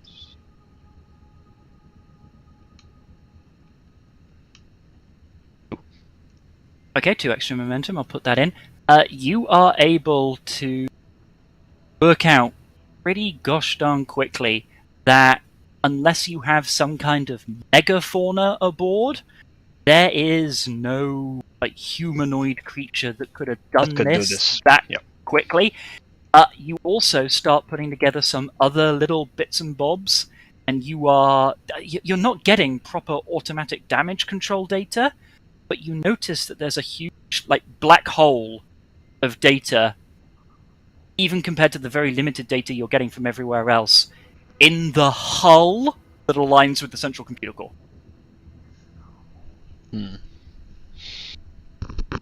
Okay. Well, now my guess has shifted completely from the Krogan. Not the Krogan. I call them Krogans, but The Klingon. They look like Krogans. Rogans. Just as strong. I've been playing a lot of Mass Effect lately. Sorry. All right. I will call. Let's see. We have Heinz as science. Right. I think Heinz is the only one with science, right? Aside from me. Yes. Right? Yeah. And Johnson. All right. I'll come. Oh, right. Johnson. Yeah, correct. Yeah. But don't forget DJ. No, of course. So I'll call up both of them and I'll put them in the same frequency, so to speak. At least if communication allows for that. The state it is in right now, anyways. And I will inform them that I have the suspicion that the anomaly that was following us and that we were monitoring has caused some of this disruption on our ship, has destroyed the computer core, because this would not, no humanoid could ever destroy such a thing, not even our resident Klingon. So I don't know if you have any thoughts about this, the two of you, since you are also more scientifically oriented, I suppose. Captain Velik, he's still rubbing his head. He's like, I'm about a room and a half away from the computer, or what used to be the computer core. I can grab a tricorder and go in there and check it out.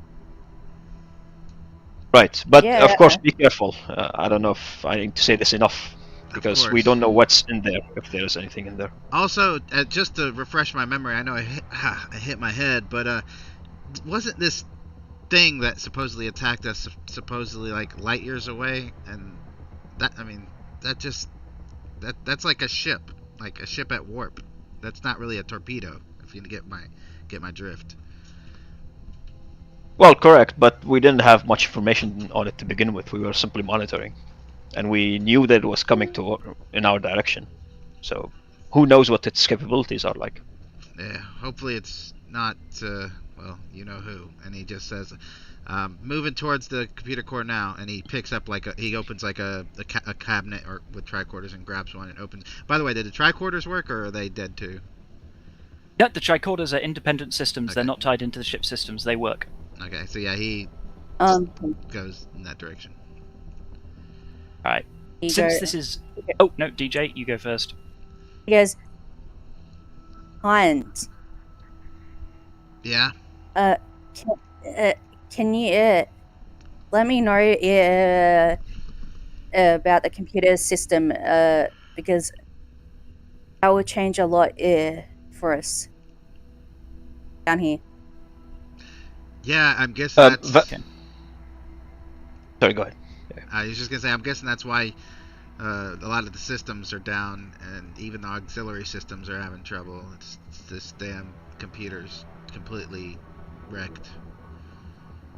Yeah, we're having error messages coming up. Yeah. Alright, Velik interrupts for just a second, and he says, DJ, how far are you from Heinz's position? I am probably super far. Plus, I'm still hooked into the computer where I'm currently at. Right. Very well, then continue. In the meantime, I will close the connection. I will call up... Let's see... Who was the one below Heinz again? Below and to the left. Corvinus. That's Corvinus? Do you mean this person I'm pointing to? Yes. Yeah, that's I thought Corvinus looked differently. Okay. Alright. I'll communicate with Corvinus then. I'll call up Corvinus immediately, and I'll say, Corvinus, you said you were very close to the security Affirmative. area, correct? Correct. Do you think you're what, about a half a click from the computer core's position? Would you reach there in, let's say, in the next 10 to 15 minutes? You could. I'll tell you what a character you could. Yes, I'll make another in under that. Very well. Change of plans. Go ahead and head there, and I'll connect Heinz with us. Heinz, wait before you enter. Let Corvinus join you, and then you can enter together. Yes, Understood. sir. And he stands We right go on my outside the way. door. Since this is perhaps going to be of perhaps immediate importance that will assist everyone, we'll deal with that immediately and say, Corvinus gets there. You're both standing near the door. As you kind of like go to the door to the computer chamber, you can both make me fitness security rolls.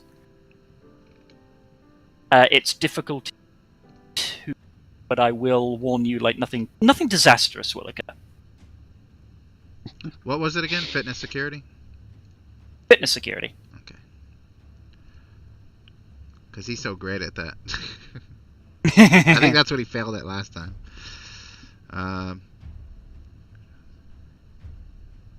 Is this just opening the door? Since No, it's not opening doors. Something before you get to the door. Oh, okay.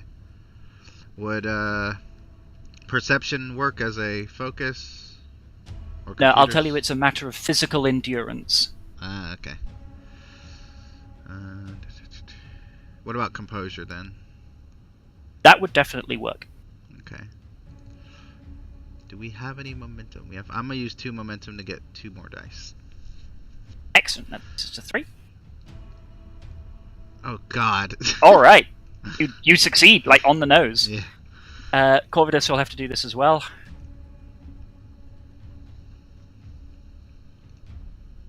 Go for what? You've got to roll fitness security difficulty 2 for a physical endurance task. Got it. Okay, alright. So, as both of you approach the door, both of you feel strange.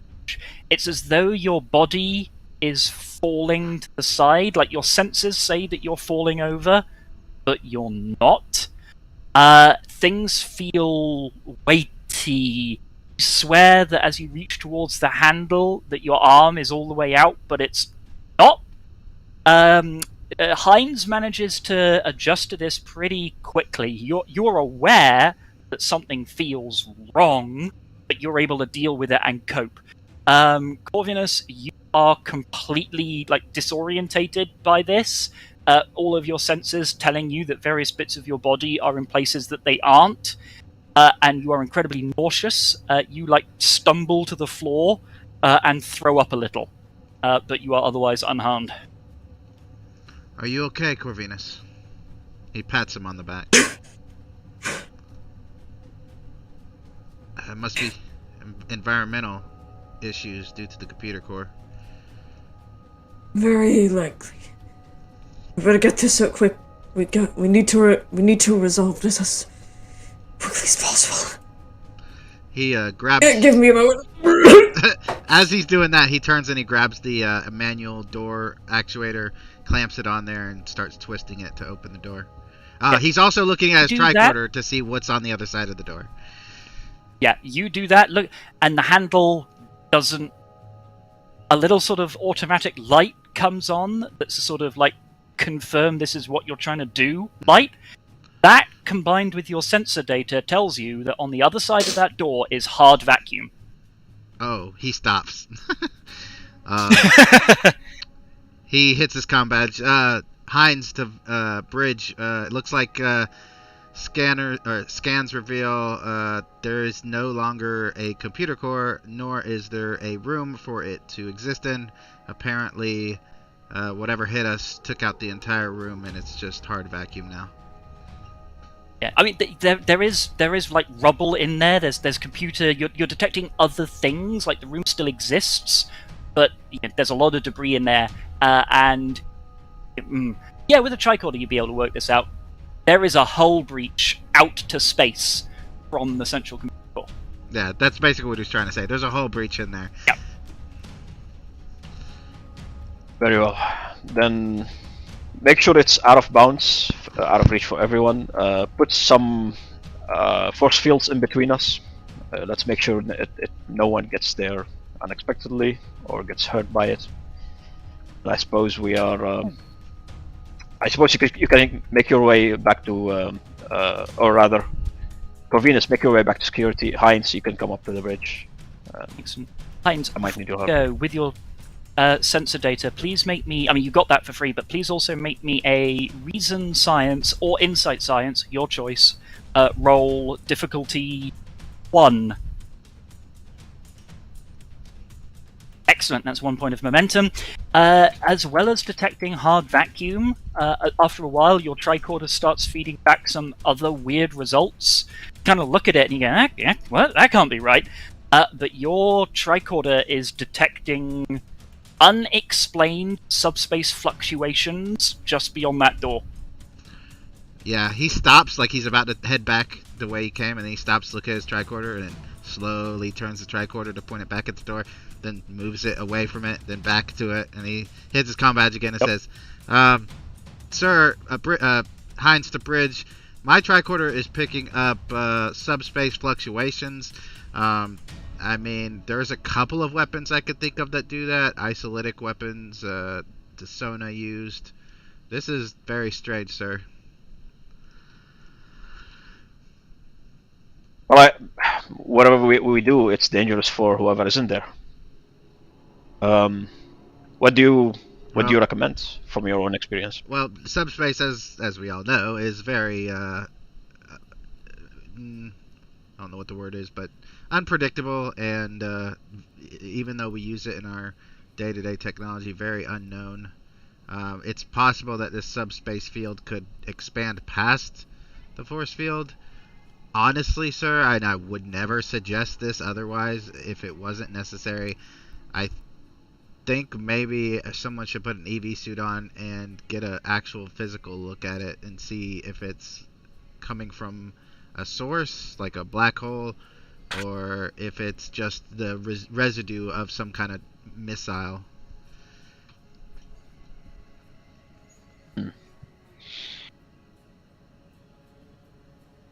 Alright, whilst that's being considered by the captain, we will pivot the camera back to the medical ward, where we currently have Thesian, who might be about to leave, and Cadet Korak. Cadet Korak, you're still tending to people, their wounds, their difficulties. There's the smell of blood in the air. There's the smell of smoke from some of the burn injuries, even though there is no smoke actually burning in the medical bay. There's a wide array of assorted injuries. You're starting to notice a couple of injuries involving skin and bone and muscle twisting in a way that shouldn't happen by any kind of impact. You can give me a reason reason medicine roll, difficulty 1.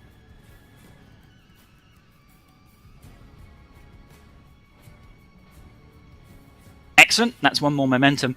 You conclude that these people's limbs, or whatever element of their body has been affected, appears to have momentarily existed in more dimensions than it should have.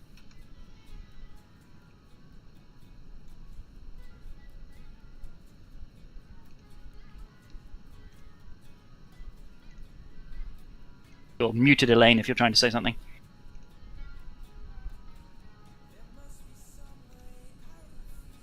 Sorry, forgot to unmute. I'll call the captain. Yes, Captain?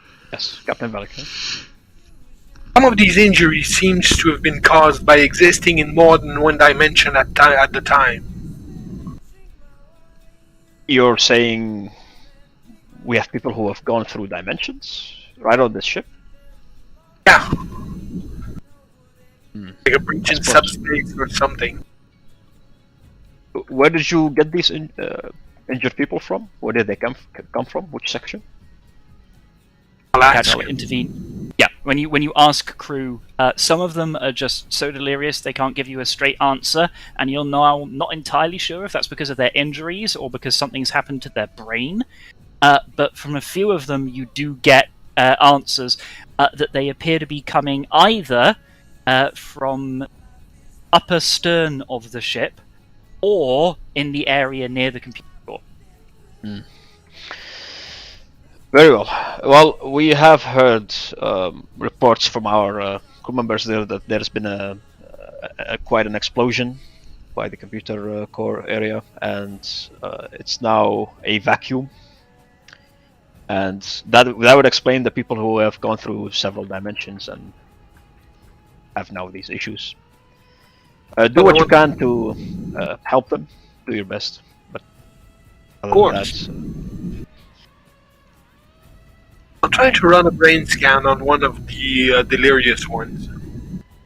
Okay, absolutely. You can give me either reason or insight and medicine. This is just a scan, not treatment, so difficulty 2.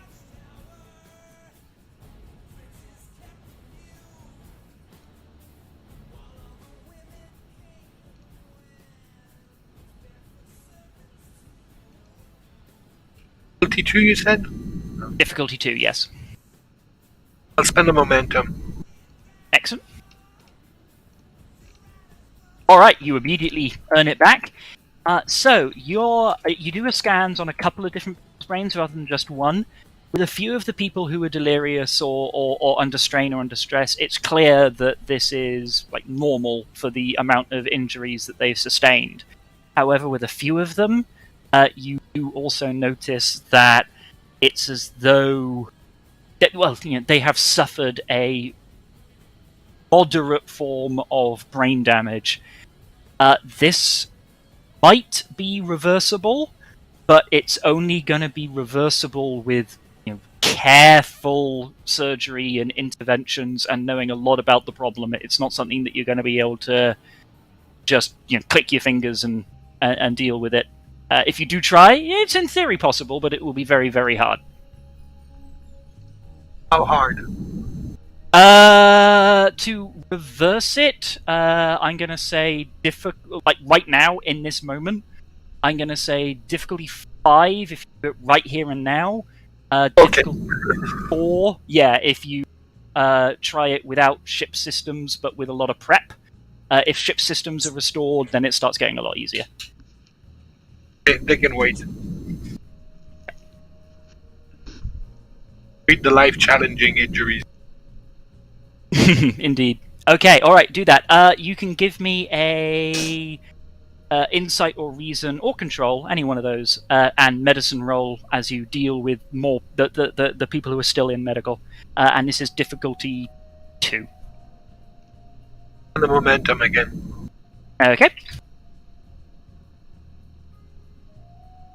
Alright, you succeed. You don't generate momentum, but you succeed. You are able to deal with the remaining severe breaks, bleeds, burns, etc. You are now content, and the extra casualties appear to have stopped coming in. You are now content that you have stopped anyone else from dying in this room who is not already dead. And unless more casualties are brought in, you're now into longer-term treatment rather than just emergency. Stop it!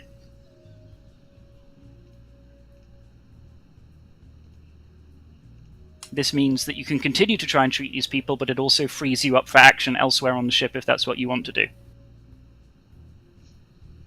I'll leave them to the capable care of my staff and go scan the area near the warp core, near the computer core. Okay, to get there, you'll have to go past the warp core, which is also where Thizan is going. Do you go there together? Why not? Right. I tell Thizan, I believe we've suffered from a dimensional shift. I might be able, with some scan, to be able to reverse the brain damage I've seen in some of the patients. Shouldn't you be expecting more people to come in? I would feel bad if you would to leave your incoming injuries. I mean, this ship is just falling apart. I'm struggling to get to the place that is going to fix the power, but computers are just screwed right now.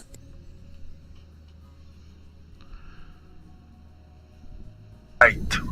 We might expect more casualties. Come with me if you want, but expect more casualties. I mean, there's breaches on decks 11 through 15. I don't know. I don't have a computer console to tell me these things. Put a medical tricorder in his hand and walk him through the scan I wanted to take. Okay, Contact me all right. when you're- Yep. This will make it. This will slightly reduce the difficulty for Thizan, but he's still going to be rolling off of like less than ideal stats potentially for the scans that he might want. Yeah, but he's right. We might get more casualties. So.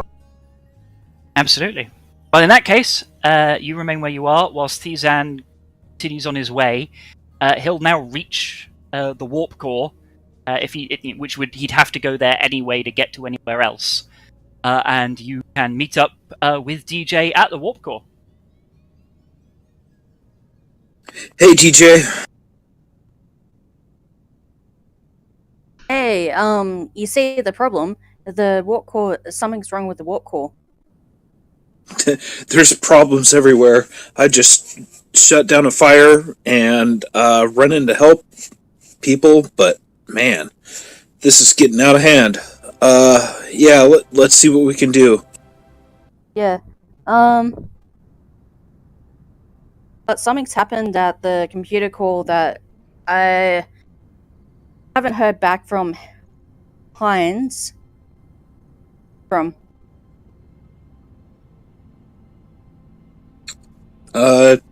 Try your communicator badge. Heinz. Heinz. Heinz here. Heinz here. What's happening with the computer core? Not sure. I know my tricorder says there's some kind of subspace anomaly that's causing something weird to go on in there. I'm trying to convince the captain to let me go in and take a look with an EV suit, of course. Okay,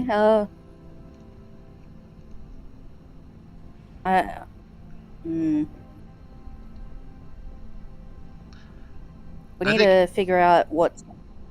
No, I was gonna say out of character. I think everyone knows that's a horrible idea, but Heinz doesn't. I think that's a horrible idea. Why? My thinking. scanner's just saying that it's subspace. You know, that doesn't tell us anything. You know, it just. We need to actually be able to run some more in-depth scans on this anomaly. For all we know, it could be a black hole, or it could just be the residue of an exploded weapon. I'll feel more safer. Wait. Technically, he can take an umbilical cord and strap himself to it.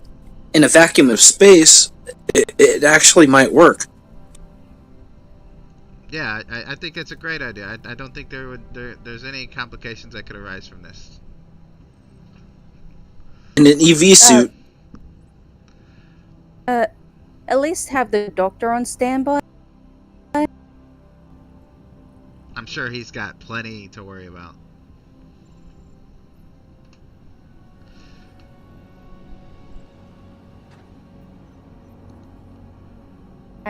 Okay.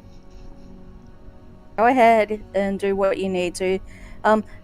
So, You can come help if you want. How do you want to? I mean, you are an android. How do you want to fix this? If you want to come help, then by all means. But I don't know how long it's going to take you to get there with no turbo lifts.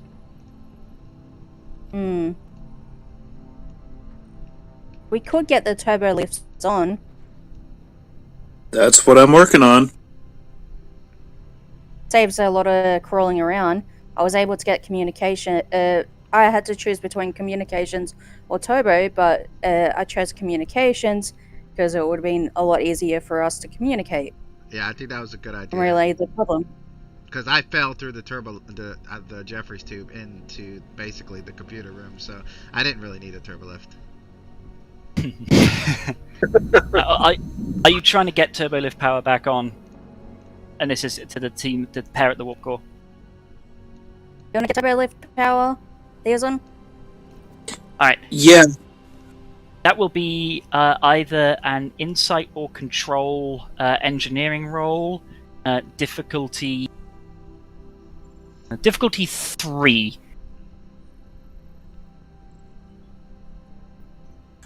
Can I help because I'm still connected? Yes, you absolutely can.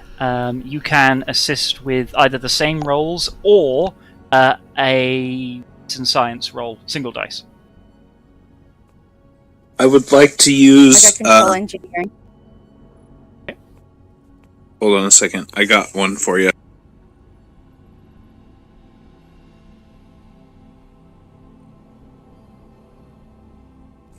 I want to use my value. Yes. Something to prove. Excellent. All right. Yeah, that definitely works. So that's what, 2 automatic successes if you're using it for that purpose. Yes. Excellent. And you can still roll 2 dice should you so wish, or you can purchase more through momentum, etc. And I gave you one momentum. Gave you got Success. a 1 for my success. Yeah. So with that determination use, you have hit the success threshold. All right. Good. Then total success. Fantastic. Still roll the 2 dice though to see if you get complications or extra momentum. All right. Nope. Both passed. Okay, so that's 2 extra momentum. So that takes us to 6. All right. So you do that, and your main difficulty is where the hell do you get the power from, and then how do you control it? You are able to tap into a little bit more of what the warp core is producing. The reason why you're able to do that is you actually start realizing that the warp core is kind of like reacting, because it's probably the most sensitive element of the ship to subspace disturbances, even though it's not near either of the 2 major subspace disturbances that have been reported. It's still reacting to them. It doesn't like it, and that's seemingly why the vast majority of its power output has fallen. You're able to get a little bit more out of it. However, when you do, you run into an immediate other problem, which is how on earth do you control where it goes? Usually that would be a computer function. We don't have computer functionality really anymore, but through a combination of hardwires and tapping into the 20% in the reserve core, that is really starting to strain now. Unless you do something to get more computer capacity, you're really pushing it. You are able to restore power to the turbolifts.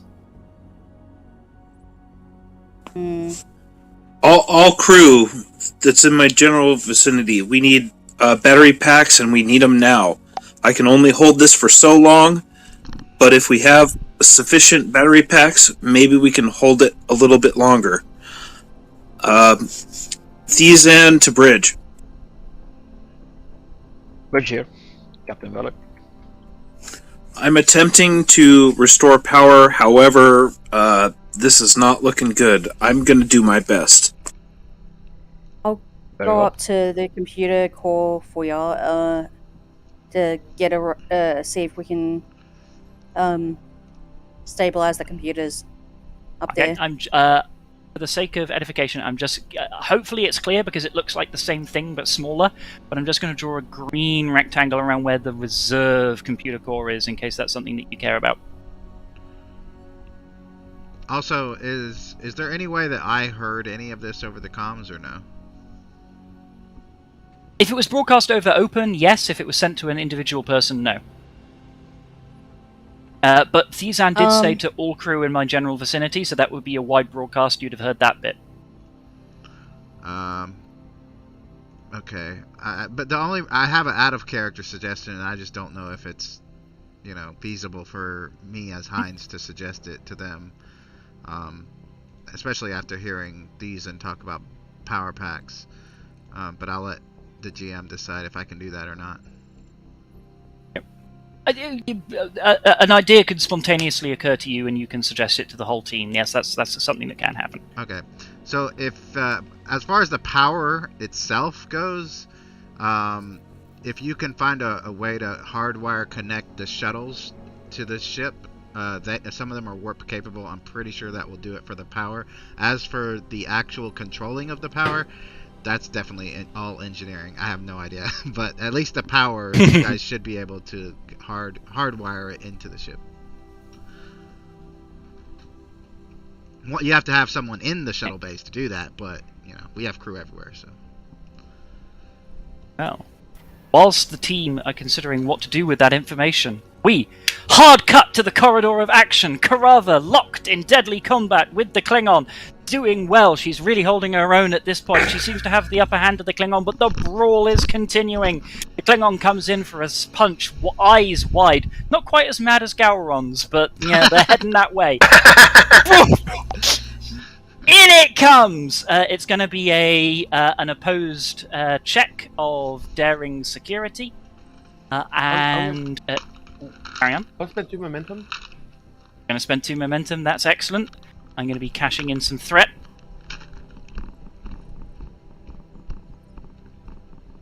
So, daring security, here we go. Ooh, you are rolling like fire! Ooh, that is a draw, and I believe in that scenario, aggressor wins. So, in comes a strong blow from the Klingon as you receive... And she's also vicious. 1, 2, 3, 4, 5, 6, 7, 8, 9, 10. Oh dear God, 10 points of boof. As she manages to land one hell of a blow at the center of your ribcage. Don't I have armor or something? That wouldn't be standard issue. Okay. If you want to consume some momentum, however, I will say that for a point of momentum, you can have the standard resistance to... Not the standard resistance to jacket, but you can have the resistance to jacket that people put on when they're going into combat scenarios. Yeah, right. Alright, I'll take that momentum. This was a high-level prisoner, so how much resistance is that? The standard resistance to. It'd be 8 damage. Yes. Which is also an injury unless you do anything to avoid it, such as consume a value, or if you've got a talent that allows you to avoid it. You could also spend 2 momentum to do it. Oh, 2 momentum, okay. I'll spend 2 momentum. Right, okay, yep, 2 momentum. So that's so you still take the points, but you don't take the negative effect of the injury. And you stumble back hard, but you're still in absolute fighting form. However, this thing just landed a blow like the kick from a mule. What do you want to do? Did I damage her before? Yes, you did. Oh, okay. That's good. Alright. Now I'm mad. I'm going to say aim. I'm gonna try and aim for her so I get a... What's it called?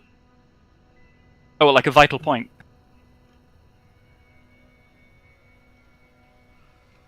Yeah, basically. Aim. Okay, yeah. Roll 1 single d20. For the... Absolutely, it'll be an opposed check. Also, at this point, security staff who were previously delayed and knocked around are starting to catch up. They'll probably be able to help you very shortly. We've managed to delay this person for far longer than she wished to be delayed. As long as they get here, I don't mind. My objective is to do that basically. I'm gonna spend one momentum and 1 threat. So I don't want to burn all the momentum off. Absolutely, okay. I mean, this person's very scary in a fight. Yes. I'm gonna roll 2 dice. And I don't have any other. I can't use any other values at the moment. So... Well, I don't have much in the way of threat left, and I'm consuming almost all of it on her rather than other scenarios, so I'm going to consume the 1 point of threat you just gave me. So she's gonna attack again. She's aiming for the collarbone. She wants to bring her down. Yeah, absolutely. So you get that re-roll. Yep.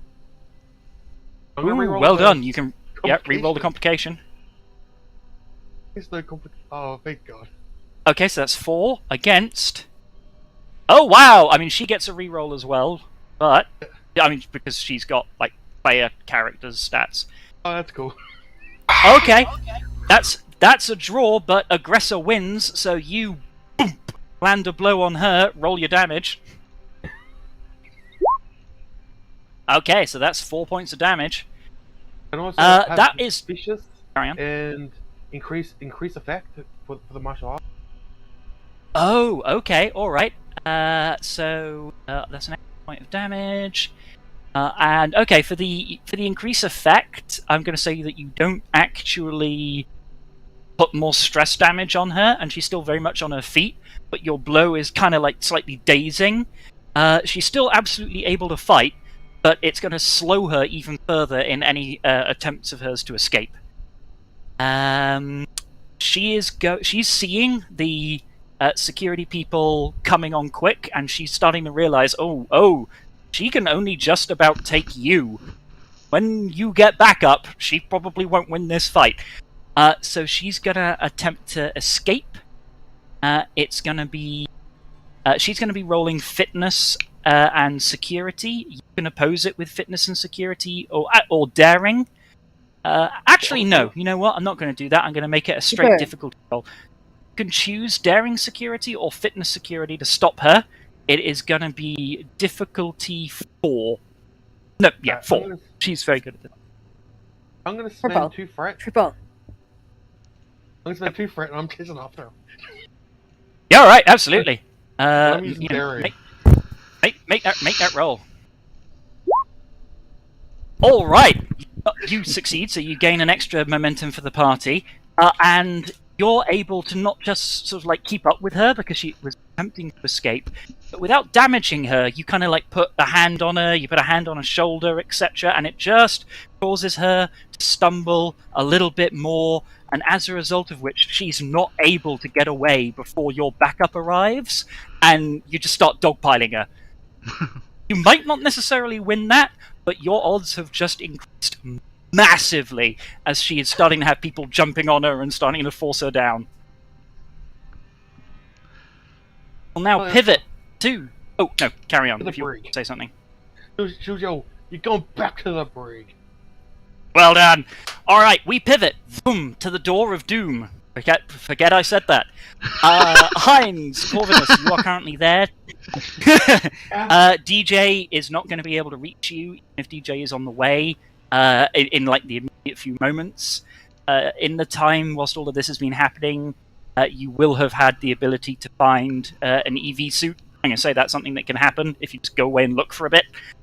And so yeah, you can each have an EV suit if you want, and yes. You are by the door. I don't remember because my memory is as good as Heinz, but did Captain Velik give us permission to go in, or are we still waiting on that? Not yet. Not yet, okay, yeah. In which case, I think he's gonna try to tune the tricorder to be able to determine a more, or a less vague scan of what's behind the door. Like, I know you told him, there's debris and it's vacuum and there's subspace disturbance, but he's really looking for like a clue of like maybe a torpedo or a missile or a ship or something. Because I mean, we know that we were attacked, but I want to get like a species or something a little bit more so that he doesn't have to go on this other side of this door. Absolutely. You can give me either insight or reason, your choice, and science at difficulty 3. 3, alright. Can't do... Oh, I guess I could challenge. Let's see. No, none of those would work. Where are we at on momentum? 3. Okay, I'm gonna use... Well, first of all, if I succeed, I need to use Studious. I keep forgetting about that. But I'm going to spend a momentum and roll. Okay. Oh, excellent. You get it. All right. And your most of the things appear normal. The thing that's really weird is the subspace disturbance. What's that? So you start focusing in on that and refining your sensors, and you realize that there's a sort of a field that is emanating from an object that is physically there. However, you look maybe through like an emergency view pane in the window. There's no physical object there. Your eyes don't see it, but your sensor is definitely picking up that there is a physical object wedged there. A little bit more, because you got, as I said, 3 successes, a little bit more finding of your sensor data based on the relatively precise subspace measurements you've now been able to take. What you're looking at, according to the scanner at least, is a very, very strange, affected by subspace lump of rock that you cannot see that is wedged in there. Heinz to crew, somebody threw a space rock at us, and it's invisible. That's basically what my tricorder's telling us. But at least I don't have to go in there. He turns and he looks at Corvinus with a smile behind like half fogged up EV helmet, and then he says, obviously I think it's probably likely somebody aimed this at us because of all the subspace shenanigans and everything, but there's something in there. I can't see it, so maybe it's cloaked, I don't know, but the tricorder's picking it up. Do you have any further orders, Captain Velik? Would you like us to proceed inside or remain where we are? Do you get any hostility in the area? Oh yeah, I have a question for Studious. My question is,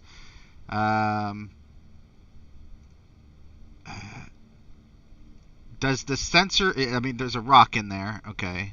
But does the scan, or maybe my own reason, detect a device either within the space rock or kind of like maybe surrounding it or a part of it or maybe adjacent to it? Something that's controlling the rock, maybe? Yeah. A remote control? I don't know.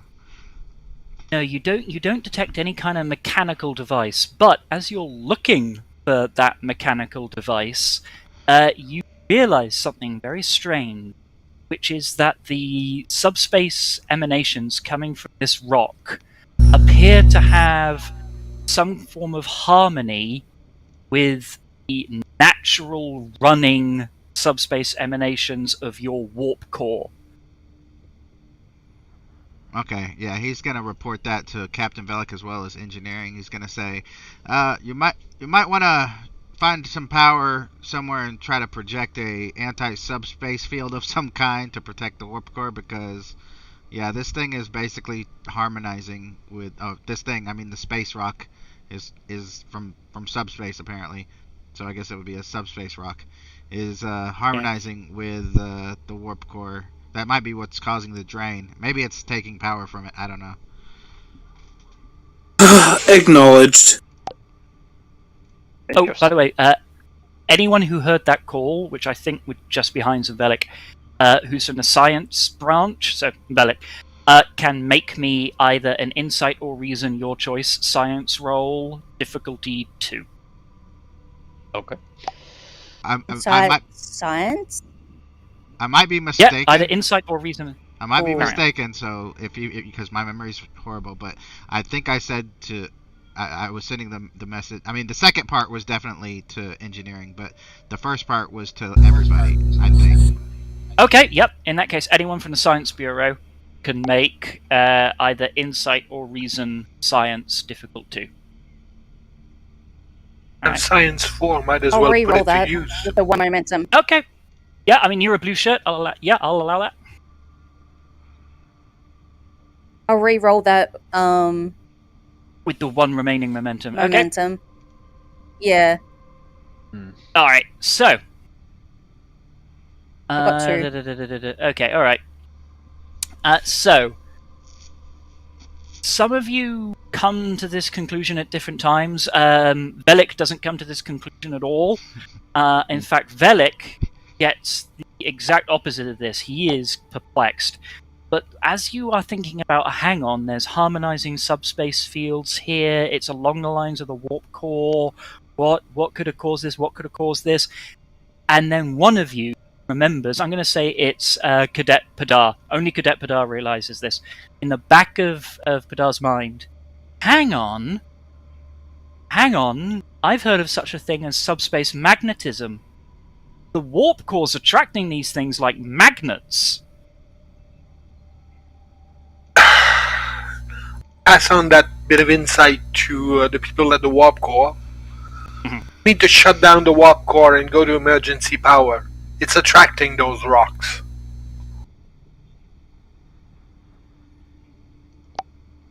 Very well. That seems like a logical solution. Shut down the walker. In fact, I would go as far as say, stop the ship. I'm on my way, sir. Very well.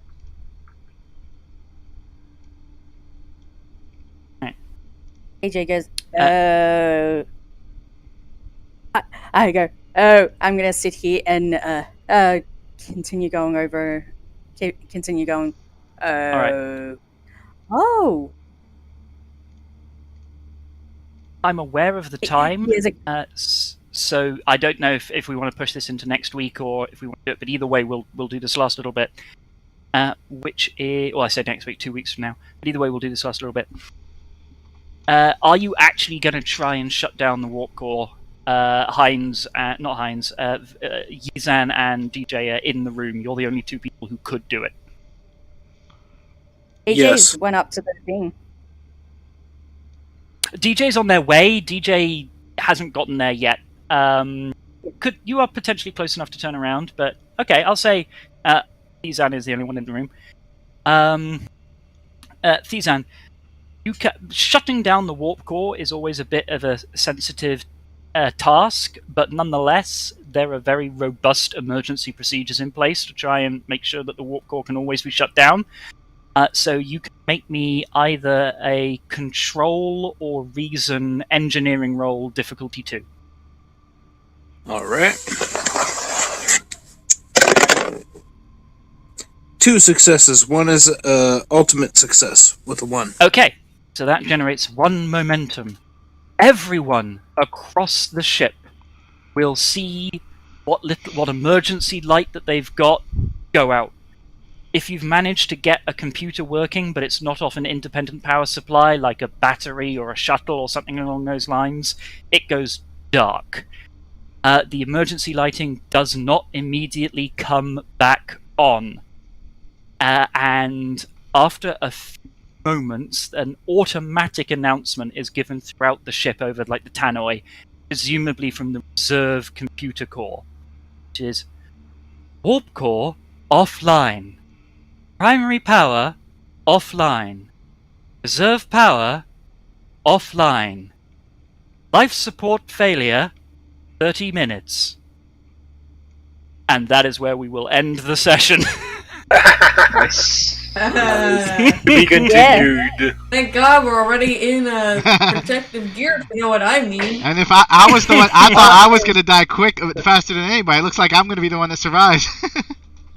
You mean we are going to survive? Yeah, no, I'll push you out into space. Listen. Question. I think your twink ass will not be able to yeet me out into space. You're right. And if you tried, I would have yeeted your twink ass into space. You're right. I'm too weak. The funny thing is that the closest other source it can attract to is DJ. Yeah. You realize that? Yeah. I think he's from There's subspace. a point. Yeah, there is a point of, yes, okay, he does have maybe some kind of presence in subspace. Not a warp core level presence. Yeah. But yeah. Oh. No, Infamous, we did a episode where he actually did power the whole You want me entire to collect ship. the keys on Friday the 24th? What's that? I think Basically,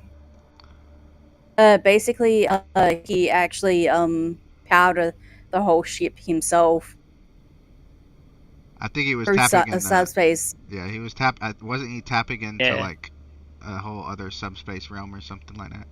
But right now he's limited Yeah. to whatever his character sheet says. I was about to say, Yeah. DJ being able to power the whole ship by basically wiring himself in is not something that will happen here. No. Yeah, I know. Um, That's why I was like, oh, he's on a, and I'm like, yeah, no. He's limited to the neuro. What's it called? The neural interface. That's pretty much the extent of his. I mean, yeah, because we talked about it. Because Abilities, otherwise he would be way too OP. Yeah. Yeah.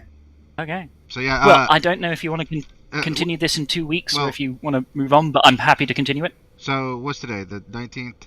So Yeah.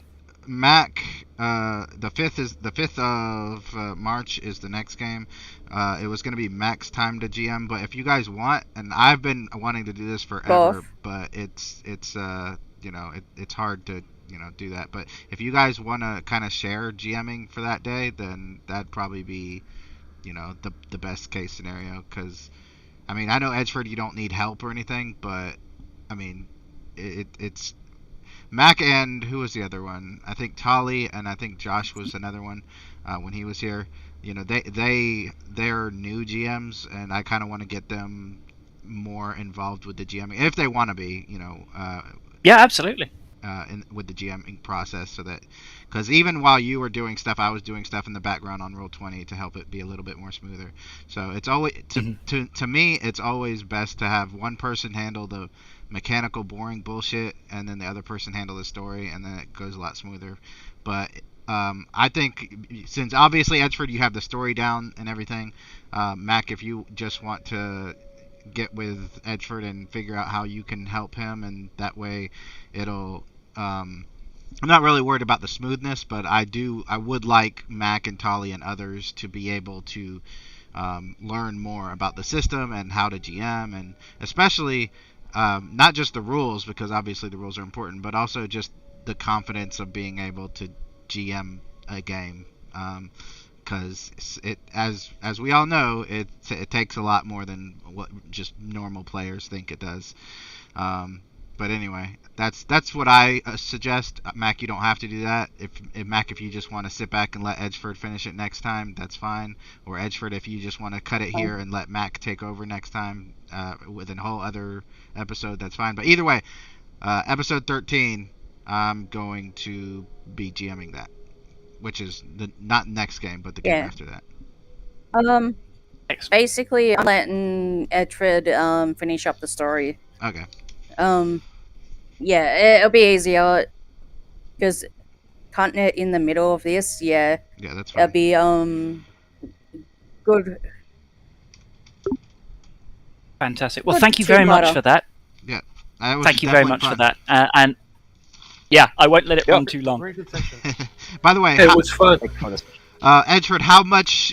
Just a guess, ballpark figure. How much is left? Like an hour's worth, 2 hours worth, 3 hours worth? I would say that it's probably not gonna take all of the 2 hours of next session, but this moved a little more slowly than I thought. They always do. So yeah. So my time estimates may not be reliable. I mean, there's absolutely no way it'll go into a third session. None. Right. Yeah. And I don't think it'll take the whole of the second. Okay. So what I've got one question to ask you. The story. What was that, Mac? That's why I'm letting Edfred finish off the story. So if it takes the 2 hours, it'll be like, it'll be fine. It took the 2 hours. But what I was gonna say is, you know, if it happens to get like an hour and a half or just an hour, whatever, I can go ahead and start episode 13, because episode 13 is gonna be huge. Like, the week of 13s is going to be the season finales of all 3 Star Trek games in the same week, and it's going to be like a massive crossover event, basically. And no, you don't have to be in multiple games. You can stay in your one game, and that's fine. But everything is gonna basically be affecting the other games. So Starfleet Academy game will be the first one. Whatever happens in that game will affect the Legion, and then whatever happens in the Legion game will affect the Infamous Players, which is the Evil campaign. So basically. If I have a little bit more time next game to set up a little bit of it, that'll be a little bit better, I think.